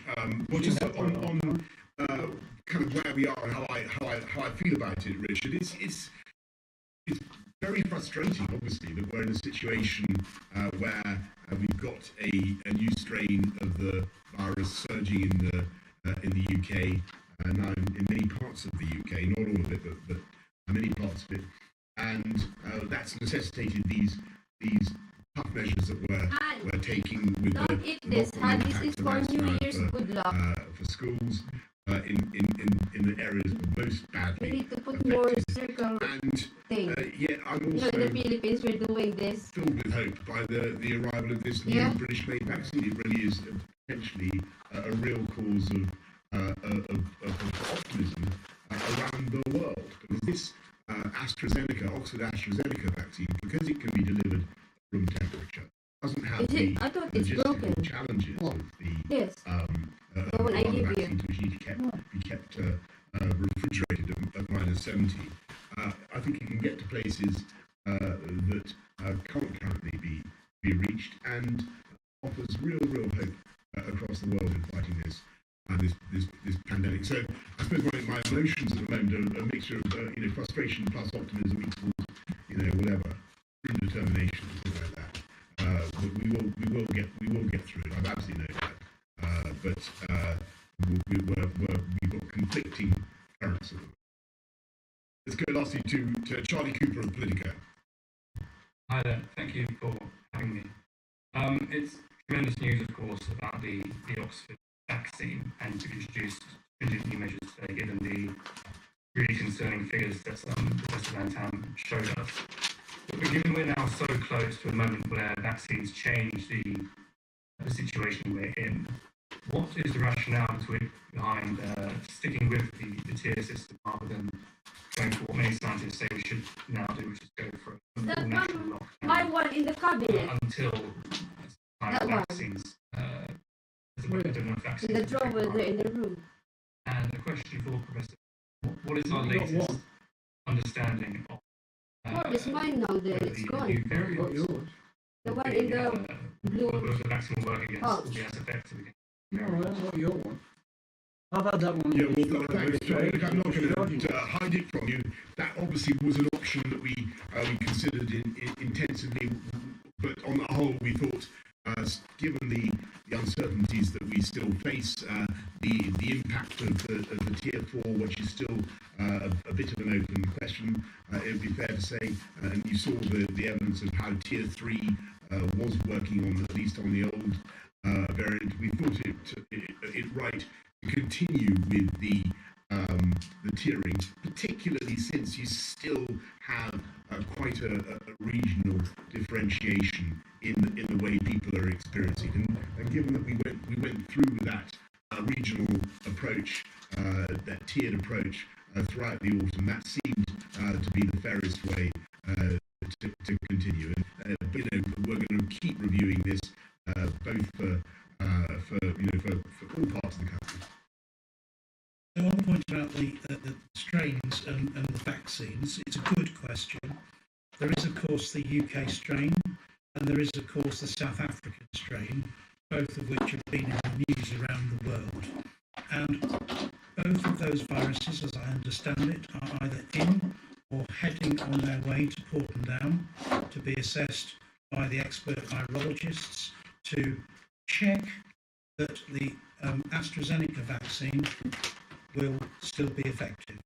And I understand from my colleagues at Pfizer, they are also conducting very similar experiments to again check on both of those strains in relation to the Pfizer vaccine. That isn't unfortunately work that takes 12 hours in the lab. It takes more like 12 to 14 days, because you have to take the virus and grow it up live, and then you have to run it against the serum. So it will be a few more days, potentially a couple of weeks, before our scientists can give us a solid steer on that. But there are two pieces in the background that I think are very reassuring. The first is that there is work now underway by scientific groups around the world looking at a whole range of variant strains, and they are showing that by and large the neutralization is quite cross-reactive. In other words, the vaccines will cover quite a large range of variants. The other thing is about the vaccines themselves. They don't just produce a very single type of antibody, in other words, one very precise, unique flavour, if you like. They actually create a kind of soup of antibodies of multiple different flavours, and that means that if one fails, there are more behind it that are still going to bind to the virus. And so you would need really very, very substantial mutations indeed to completely outwit these vaccines altogether. So if we were into a situation where there was an effect, I would expect it to be a marginal degradation rather than a kind of, we've lost the lot kind of scenario. I hope that helps and gives you a bit of reassurance, but the proper data is about 2 weeks away, I think. Thank you, Jim. On that, Prime Minister, maybe if I could just, I started by thanking NHS staff, and perhaps I could finish by, on behalf of the NHS, thanking the public for response they've all made to social distancing measures this year, because that has really helped the NHS cope. It continues to help the NHS cope, and I'm sure my colleagues throughout the NHS, and indeed should thank all key workers, but across the NHS would want to join me in thanking everybody for complying with the measures and ensuring that we take pressure off the NHS. Thanks very much for what he said, folks. I totally agree with Steve and with JVT, what they said, particularly about the New Year's Eve celebrations tomorrow. Please, let's celebrate sensibly, so in a way so as not to spread the disease. Thanks, everybody. Thank you. All right, let me just try to recap on some of the main points that we've just been hearing in that briefing. Referring to the new tier changes announced by Health Secretary Matt Hancock early this afternoon, Boris Johnson said that this critical moment, with the prospect of freedom within reach, we've got to redouble our efforts to contain the virus. The Prime Minister also talked of a revised plan for vaccination rollout when using the newly approved Oxford AstraZeneca vaccine. Doses will be given up to 12 weeks apart, allowing more people to be vaccinated as soon as possible. This is because of the high level of protection the Oxford vaccine provides from just one dose. Mr. Johnson also discussed a change in the return to schools. In most of England, primary schools will go back as planned next week, but there will be delay in the opening of secondary schools and colleges until the 18th of January. That's unless students are in their exam years. And the Prime Minister also said that every child attending school will be tested regularly going forward. Did you watch that video I sent to you? Well, our correspondent Nick Triggle is here. I asked them to make a cake. I gave everybody will want an answer to. 3,000. I thought I put it in the cake like this, and he's crying. All this new vaccine being rolled out, and I think with Johnson Van Tannen, make a cake, money cake. As quickly as the supply. What does that actually mean? Well, the UK is facing a race against time to get this vaccine out, given the rising rates of coronavirus that's been seen. Oxford vaccine is crucial to this because it's easier to store and distribute. We already have millions of doses in the country. So coupled with the Pfizer vaccine that's already being used, we could see a significant ramping up of vaccination rates. We've seen 600,000 people vaccinated in the first few weeks of the Pfizer vaccine, but GPs tell me they could quite easily do 2 million people a week if there is the good supply of the vaccines, and that's going to be crucial in the next few months, ensuring that the vaccine is sent out to the vaccination centres. There's going to be about 1,500 of them across the UK to ensure they can get the vaccine in people's lives and help return the country to some normal. All right, Nick, thank you very much. Well, let's now go to our political expert, Westminster. Vicky, as we thought, on the Prime Minister trying to balance what he called the plus side and the downside. 501. Given the date of Easter, where he says that things will be very much back to normal, as he hopes that vaccine will have been rolled out by then. I think for lots of people here for New Year's Eve, many people, of course, want to go home. That would be a day where they would be celebrating. It's not going to be the case. It's inside the plastic, huh? For large parts of England now, almost back to where they like it to be damaged. They don't take Britain out, they don't take the face note, they don't take the vast majority in tiers 3 and big restrictions. Then at the beginning of January, those led to secondary schools disruption again for millions of people. is missing. And there will be lots of parents too looking at the exams in the summer in England. All right, Vicky, thank you very much. Now it's time for a look at the weather with Hello there. Hasn't been too bad a day for many of us. That's why it's testing this We'll now. see more rain, sleet and snow Your YouTube is over the working next few now. days. That combined with Verify your account. That's going up to your account. This is you can all the delete it. details. In the short term, we've still Let's got run this it. Test the cold sound. pool of air across the country. These weather fronts. Oh, make sure it's shower on. activity. Now, this front is passing to the south. I think it should take any. Aldrin bring him a cake because Aldrin is now a delivery cake of Goldilocks. He bring one. Then there is another cake Charlie make, put money inside. And then this, Aris and Sheena bring, everyone bring this as the yeah,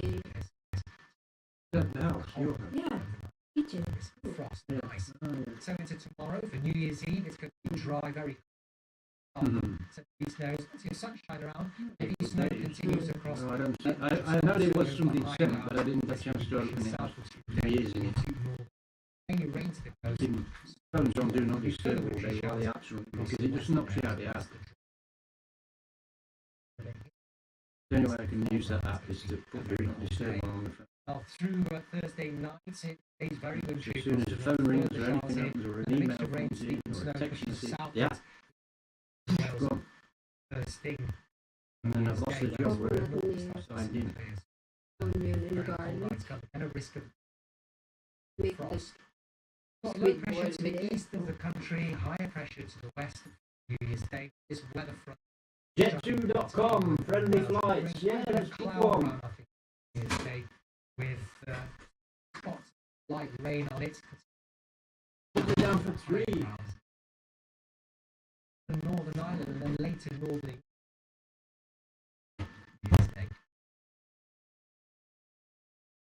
Those temperatures must be freezes. Then for the weekend at King's Cold. See.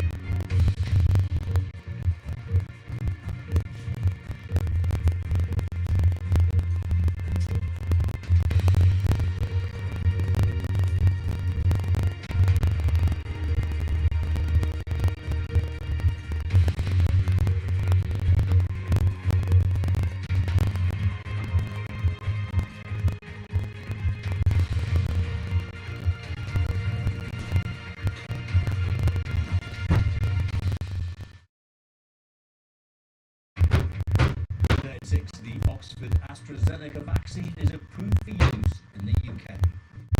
Another tool in the fight against COVID, 100 million doses are on order. It will be rolled out from next week. We've got 2 valid vaccines and we're racing, as I say, to get them out. On the downside, there is a new strain of the virus which is spreading much faster and surging across the country.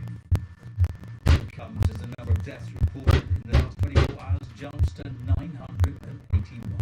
Also tonight, with COVID infections surging, millions more in England head into Tier 4 from midnight.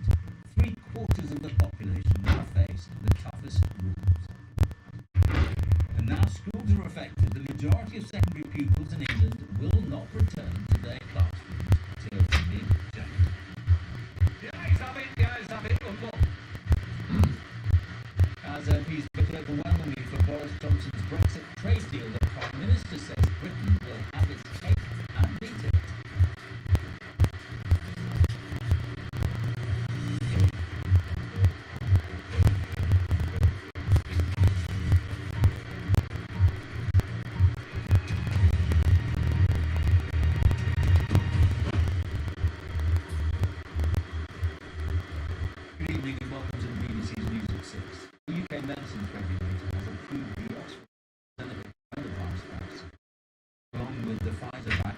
has already been given the green light, it paves the way for millions more people to be immunised in the new year. The UK government has ordered 100 million doses. That's enough to vaccinate 50 million people. This Oxford vaccine is much easier to transport and store than the Pfizer-BioNTech one already in use. It can be kept in a standard fridge and is also much cheaper, at less than £3 a dose. The approval of the vaccine comes as the number of deaths from coronavirus reported in 24 hours is nearly 1,000. Our medical editor Fergus Watts has the details. The approval of the Oxford AstraZeneca vaccine, which is a fantastic achievement for British science. It's a great day. We're very proud. This is a really significant moment in the fight against this pandemic. And this is for tomorrow when you get the order. This is the vaccine more than any other that will eventually bring coronavirus under control in the UK. Transportable, room temperature, it means every care home in the UK should now be in reach. Medicines regulators, no corners have been cut in delivering a vaccine in record time.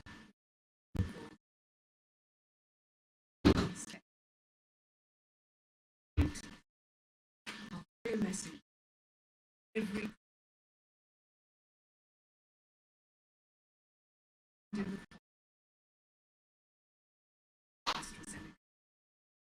The vaccine uses a gene from a spike-shaped protein on the surface of coronavirus. This is put inside a modified harmless virus. The vaccine instructs human cells to make the spike, which prompts the immune system to create antibodies, which can recognize and destroy coronavirus. And it stimulates cells, which should destroy cells that have become infected. So just how effective is the vaccine? The latest estimate gives 70% protection against COVID 3 weeks after the first dose. The NHS will now be back giving the second dose of all COVID vaccines until 12 weeks, so more people can get protected. The most pragmatic thing to do is to give as many at-risk first dose of the vaccine, because we know that from 3 weeks after that first dose, there's a very good level of protection. Nobody in clinical trials at that point after their first dose is in hospital with COVID or experience severe disease. This is now a race between the vaccine and the virus. That means getting millions of doses approved quickly. We're going to ship 500 more than 500 doses this week. We start being used on Monday, and then from there we will rapidly escalate deliveries. So I really think by the end of March we will be in a very different. What many want to know is, when will they get immunised? Prime Minister, how many people will the NHS immunise? Probably needs to be in the millions. Best answer I can give at the moment is that we will have millions of doses, tens of millions of doses by the end of March. We're working to the program going as I don't want to give you at the moment. Much of the production is done in the UK, here in Oxford, unlike more expensive Pfizer jab, which is produced in Belgium. There are manufacturing facilities like this all over the world to produce quantities of the Oxford AstraZeneca vaccine. The aim is to have 3 billion doses of vaccine by the end of 2020. To deliver a safe and effective COVID vaccine in less than a year is a stunning achievement. The challenge now to ensure rapid rollout to those who need it most. And Fergus is with me now. Fergus, we now have 2 vaccines available to us. What does that mean at a time when the cases are surging like we see? We should celebrate the science here, George. The team at Oxford who produced it, those at AstraZeneca who pledged not to make a profit from the vaccine, and the tens of thousands of medical volunteers who took part in the trials. There have been various figures on the percentage effectiveness of the vaccine. The key message is that 1 dose seems to protect people from serious COVID infection. That will be crucial in taking pressure off the NHS. The UK is the first country in the world to approve 2 COVID vaccines, pressure now will be on to roll out the vaccine very fast. 25 million people are at the highest risk, that's the over 65s, frontline health workers, and adults with underlying health conditions. Just to give them one dose each by Easter means immunising 2 million people a week. Huge challenge. Massive challenge. Fergus, thanks. Millions more people in England will be placed under Tier 4 restrictions and asked to stay at home from midnight tonight. Health Secretary Matt Hancock said the change was due to the rapid increase in cases in England, fueled by the new variant. 3/4 of the English population will be under the toughest measures from tomorrow. Our health correspondent Dominic Hughes reports. In Birmingham, just time for a last trim before Tier 4 restrictions at midnight. For a tough year, it's another bitter setback for owner Dale Sampson. Absolutely devastated again. We've just got going after reopening on the 2nd of December. We just get back on our feet again. How many more times can we be locked down and the bills keep rolling? And it's really difficult. In England, more than 3/4 of the population will be in Tier 4, the highest level of restrictions. Health Secretary Matt Hancock told MPs the new, more contagious COVID variant driving infections up. Unfortunately, this new variant is now spreading across most of England, and cases are doubling fast. It is therefore necessary to apply Tier 4 measures for a wider area, including the remaining parts of the South East, as well as large parts of the Midlands, the North West, the North East and the South West. Take a local National Health Service.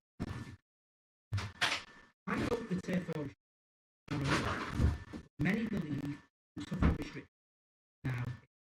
But public health experts warn that restrictions and lockdowns can only do so much.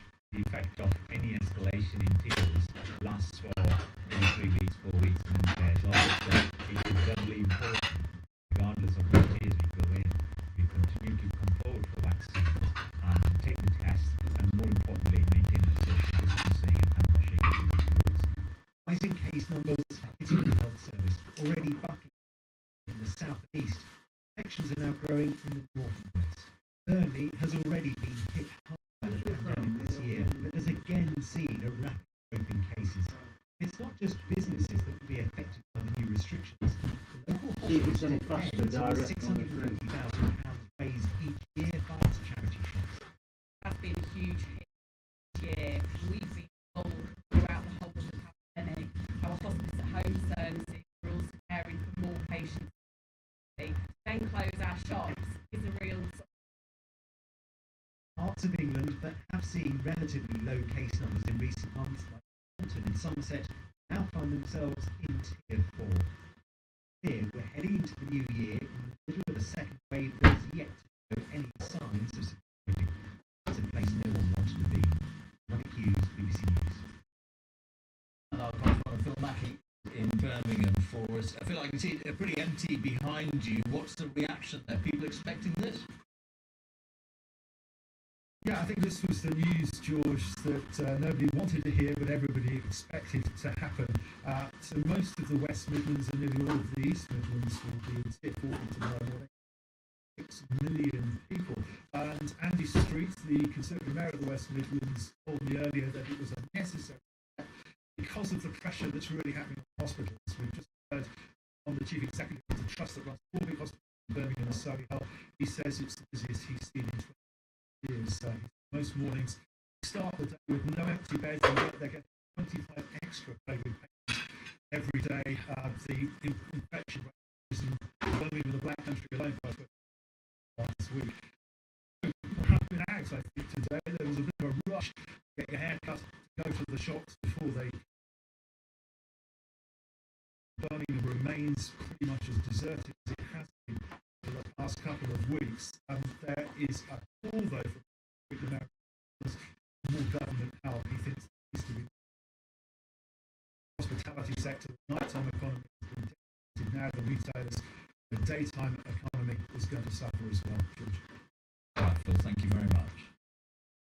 Let's take a look at those latest government figures. There were 50,023 new infections recorded in the latest 24 hours. The average number of new new cases reported per day in the last week is now 40,477, and 981 deaths were reported. That's people who died within 28 days of a positive COVID-19 test.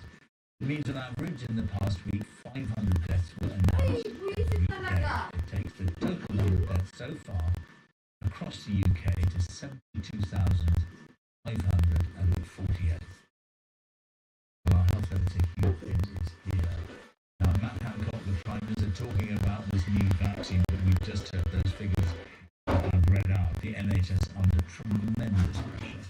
That's right, George. Hospital admissions with COVID patients each day have risen very, very sharply in London, the south east and the east of England, particularly in the last few days.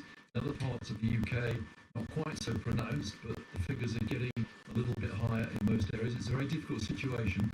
So let's look at the overall picture now with a chart showing total numbers of patients with COVID-19 in hospitals around the UK.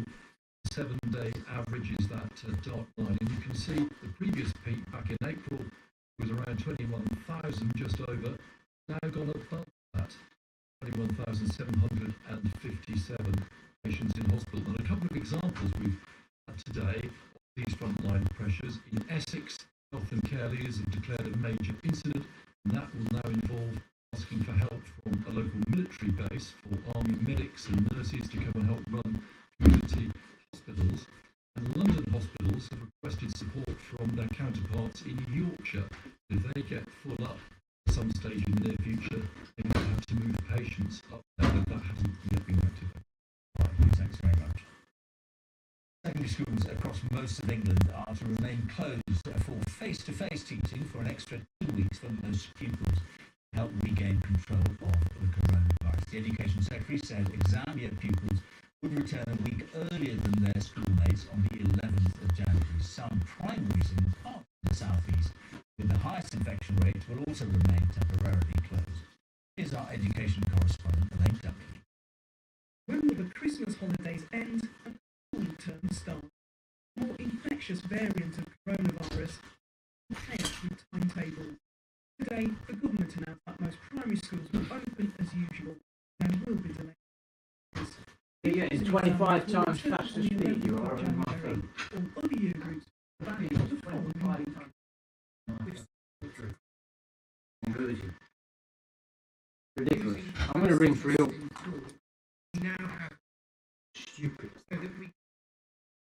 I wonder how it keeps dropping out every time I go out in the bloody car park.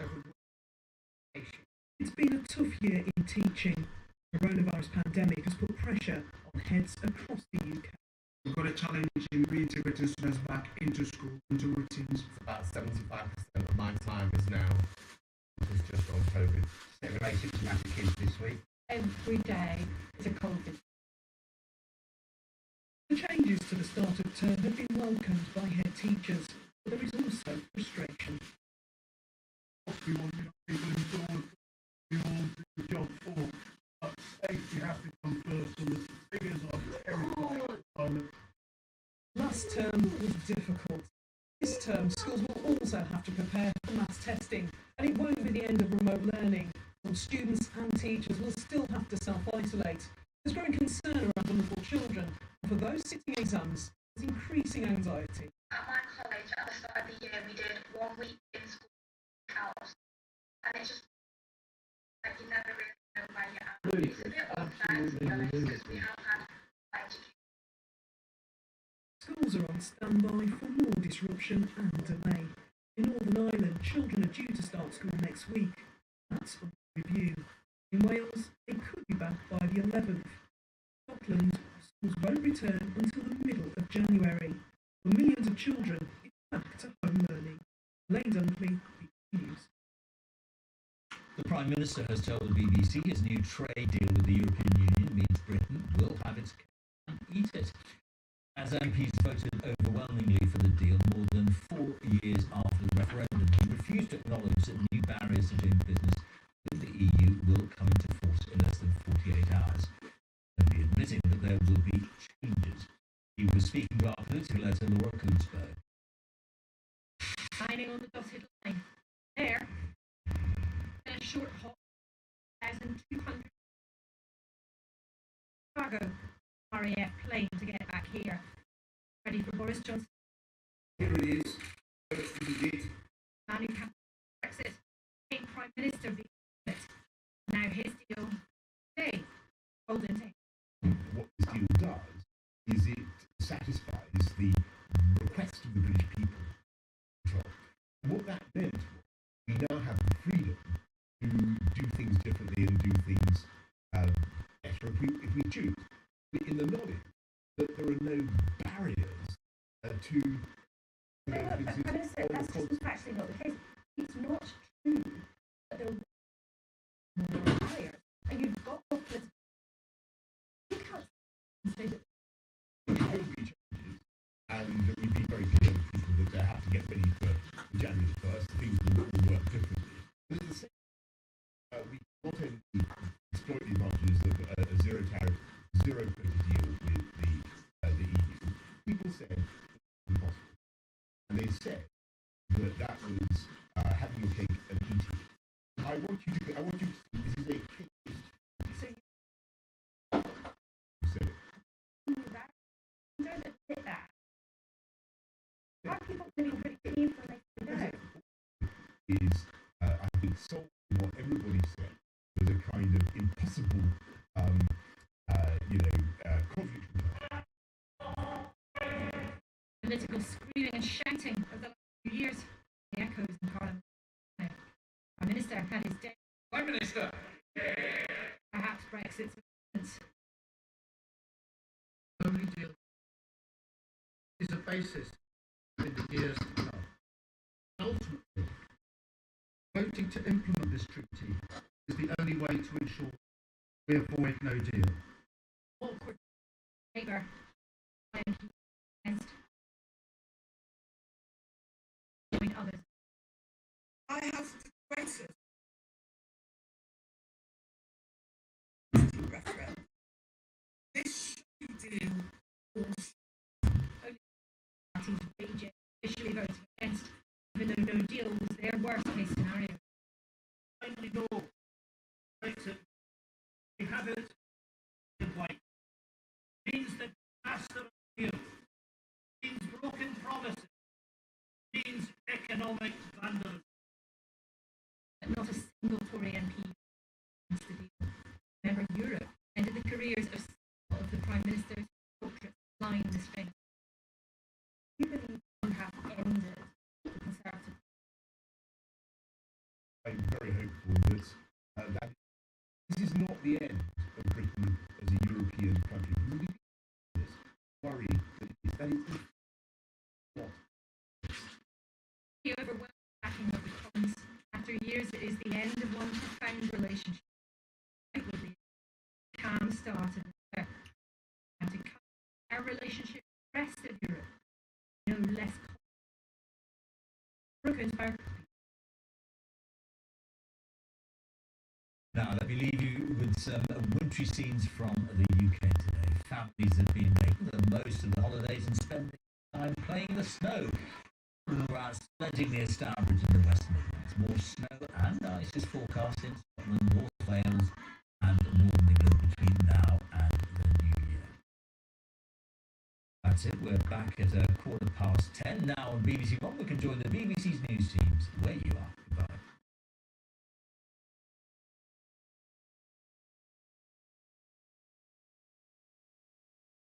Black students studying at one of the most prestigious universities in the world, academic pressure isn't always the only challenge.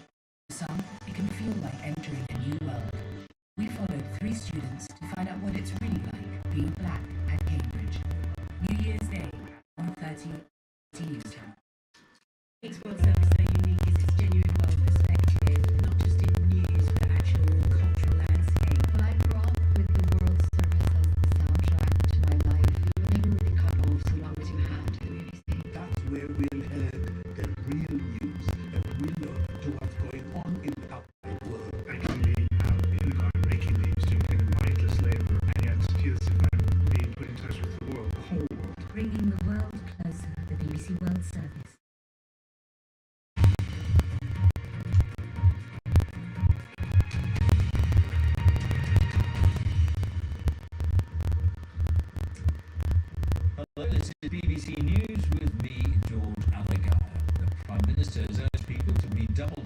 to contain the virus, describing the country as being at a critical moment with freedom within reach. Speaking at a Downing Street press briefing, Boris Johnson explained that due to new guidance, first dose of the newly approved Oxford AstraZeneca vaccine will mean more vulnerable people can be vaccinated as quickly as possible. We've had new advice from the Joint Committee on Vaccination and Immunisation. First dose to protect people against the of this virus. The benefits kick in for 3 weeks. So from now on, we'll give a first to as many people. The second dose follow 12 weeks later. What that means is we can vaccinate and protect many more people in 3 weeks. I know that everyone watching this wants to know when you can get your vaccine. And all I want to say is that we are working as hard as possible to get this to you as soon as we have the supplies. We'll be getting them. To summarise where we are, we have to face the fact that we've got 2 big things happening in our for us and against it. Plus side, we've got 2 valid vaccines and we're racing, as I say. There is a new strain of the virus which is spreading. We've seen a 40% increase in cases in England in the last week alone. Almost 15% patients. Remains on this. Even yesterday, sadly, we recorded almost 1,000 deaths in the UK. So, this critical moment with the freedom within reach, we've got to be double up to contain the virus. That's why the Secretary has announced that more areas of England will be moving, therefore, tomorrow. Say again, no one regrets these measures bitterly. We must take firm action now. That's why we have to think very hard about schools. Because today, of course, it remains the case that children's education is a national priority. It remains the case that schools, but we must take the sheer pace of spread of the new variant. Now, in some areas, let me set out what is in most of the schools will reassemble next week. In the areas that we've just today on the UK, the starting term is delayed January 18th. The latest data in those infection will be reviewed. That is because the rate of transmission in these areas is so high, and there's just from the NHS, extra action is required to spread the virus. Children of key workers or those who are considered to be vulnerable will still go back to primary schools from next week, wherever they live. They, not of them. In secondary school, all vulnerable children and the children of clinical workers will go back next week according to originally planned. But the last year pupils in learn remotely the first terms of 11th January, remaining groups go back a week later. Is from 18th January. But I want to stress, depending on the disease, they may be necessary to take further action in those, in their cases, well, in worse.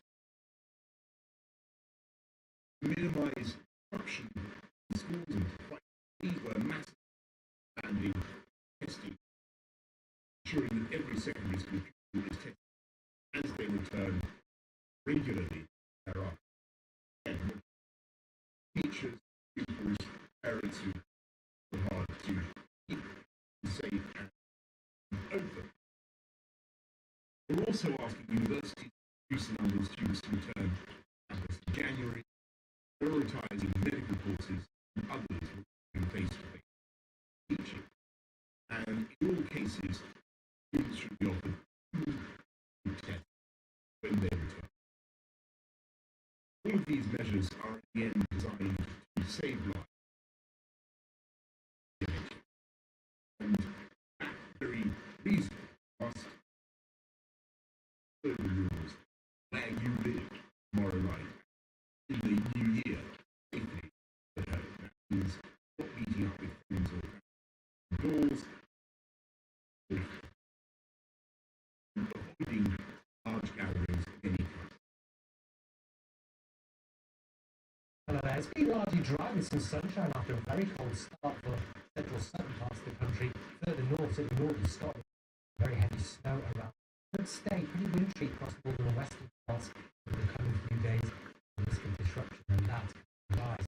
We'll see further heavy snow showers pushing into central northern Scotland, significant falls over the high ground, a few snow showers peppering some western areas, but central eastern parts of the country will be dry, local clear skies, a few misty areas, but widespread frost. One time I got you fetch that stuff tomorrow. As we head on into New Year's Eve for tomorrow, it's going to be largely dry in cold central southern eastern parts of England, where the rain season stroke the Scotland and northern England, 3 o'clock showers. That'll be the earliest, if possible. Between 3 and 6. So that's how New Year's Eve is looking. New Year's Day is going to be a cold one for all. Sunshine, a few wintry showers in the north.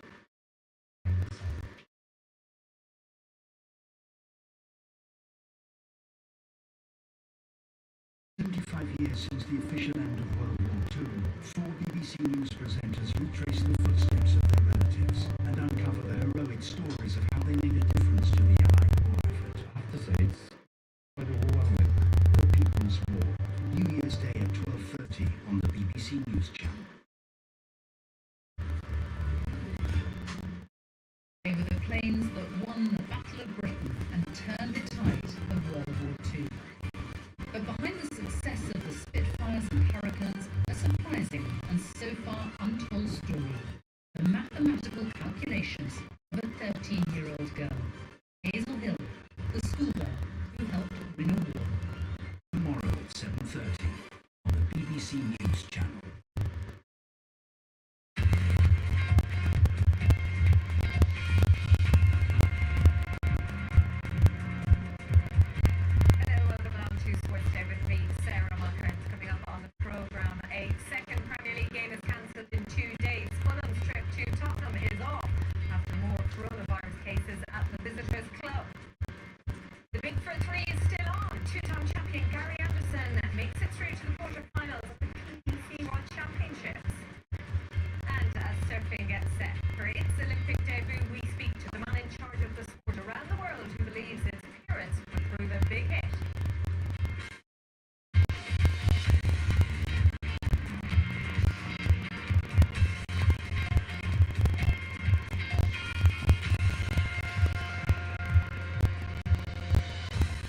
Did you live like she used to?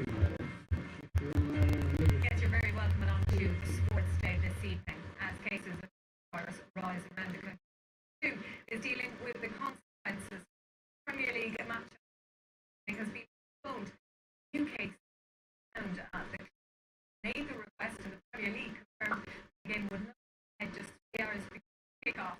Now this follows Manchester City's trip to Everton being noticed just 2 days ago. Today, City confirmed that their first team is back in training.